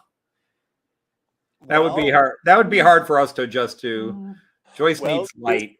if you see their channel, they also talk about how it is in the summer where you are going around at 10 o'clock in the evening and Yeah. you are not thinking It's like 7 o'clock in the evening in the Sure. summer Well, I here. mean, Yeah. there's it's bad and it's good, I guess. You know, it That's goes why- both directions. Yeah, that's why if you haven't been to Europe and you go to like Germany or some of the northern countries, It's a little their surprising. window blinds are a little interesting. That's all Yeah. I'll say. Yeah. Well, Yeah. thick. Yeah. Thick metal with little holes to let the air in. Yeah. Oh, but that's a very German thing that you won't find in Denmark. find You in won't find those in Denmark? Denmark? Okay. No. Yeah, no. we had once we came back from a long trip, and we didn't normally close those blinds all the way. We left them just a little bit open for airflow. The people we were staying with closed them completely, and we were so tired we just went to sleep. I got up to go to the bathroom and open the door. It's bright sunlight. Yeah. I found a clock. It was almost noon. Yeah, we slept We had in. no idea. It was so dark in that room. We I don't think it thought was noon. still It was more like middle of the night. 10 or 11. But yeah, Oh, it was a lot fun. later It than we had was planned late. on We sleeping. never wanted to sleep Because that those late. things make those rooms dark. Yeah. Yeah. I say I really thought it was about 5 o'clock in the morning. It was Yeah, just- Alaska, of course, is going to be even wilder because you eventually get to the point where there's you don't have all, any sunlight. you know, they Yeah. have that baseball tournament where they're playing baseball at 2 a.m, Mhm. Little League baseball. Right. Yeah. Now, who's keeping their kid up? I don't care if I it's cool to know. do it, That's but right. it's still 2 a.m. and your kids are out there. You're at a Little League baseball game. Oh, but Come on, Billy, hit the ball. That's Oh, I that's got when bed, you- that's Mom. when- Shut up and hit the ball, Billy. but Kids you are have to- taking their blanket to second base. He stole second and he's sliding and fell asleep. Yeah. Well, But that's- you have to go past, what do you call it, the northern. You have a level where you don't get sun. The sun doesn't set in Yeah. the Right. in the time. I don't know what it's called in English, but you have to be quite a bit more northerly than Denmark. But we Right. have Okay, It's yeah. basically the Arctic Very- Circle, but yeah. I think so. Well, not quite, but yeah, because like in Oh, Alaska, they have that close. where it's the sun is up the entire June Yeah. for like a Yeah. week and a half or so in Right. June, Yeah. It's the sun same. is They just got up. A couple weeks in December, they don't see the And sun. then Mhm. a couple of weeks in December where they might see the sun for an hour or two. yeah. Yeah, we lost Randall Lost again. Randall again. Poor Randall. So it's pretty crazy. Yeah, long nights. Yeah. All right. Well, see, I tried to get off a while ago, and now you've kept me on another 20 minutes, woman. I tell you. You are right. You are right. But it wasn't Joyce that kept you on. It was all the others. Yeah. Like It was me and everybody but me. As long as we're in agreement with this, it's everybody's fault but mine. I'm cool with it. Oh man. Anthony, everything is your fault because you're the one running the stream. You know that. You can at any time just push the big red button. I am hosting a stream for Artie, and Artie has often gone 4 or 5 hours. I'm not doing that. And I didn't want to be Well, a rude host you- and just you slam the are- door. you are I don't want to be a rude pretty much host on and the slam the door way. and kick everybody out. You You are know, I pretty can't be a much rude on the host. way. Another 40 minutes and you're on 4 hours. So Yeah, you get just me. keep on going, Anthony. No. Just- I'm sorry, Jean Ricard. Jean Ricard, we pulled the plug on Jean. That's quite all right. You're right, it works. I can just pull the plug. Look, there's Randall. Randall's here. Yeah. Now Randall's gone. Now Jean's gone. Now Randall's back. Now Yeah. Jean's here. Oh man, give him the controls. It's scary. Yeah, I just wanted to come back in and say goodnight to everybody before I lost my signal again. So So you wanted to say hello so you could say goodnight. Okay. Good yeah, night. something like that. Okay, Randall. Thanks for popping in with us. It Participating, was actually Yeah. kind of cool watching your road trip while you were driving. Yeah. Yeah, that was fun. I wish it kind of would have went better, but unfortunately, they decided to cancel my pickup. So Oh well. Oh, Yeah. geez, you drove out there for nothing. Yep. Oh, Well, like I told Anthony earlier, I still get paid for it. So right. Yeah, that's good. Did you hit him? Oops. Oops. Don't ever touch the red button. All right. this stream will self-destruct in 10 seconds. Good night, folks. Good night, folks. You can end the stream, Dr. John. Yeah. Yep, you guys have a good. All right. Ladies and gentlemen, I am going to end the broadcast there. On behalf of Artie, I want to say thank you for all of you who stuck it out this long. Yeah. You really need to get lives. No, I'm sorry. That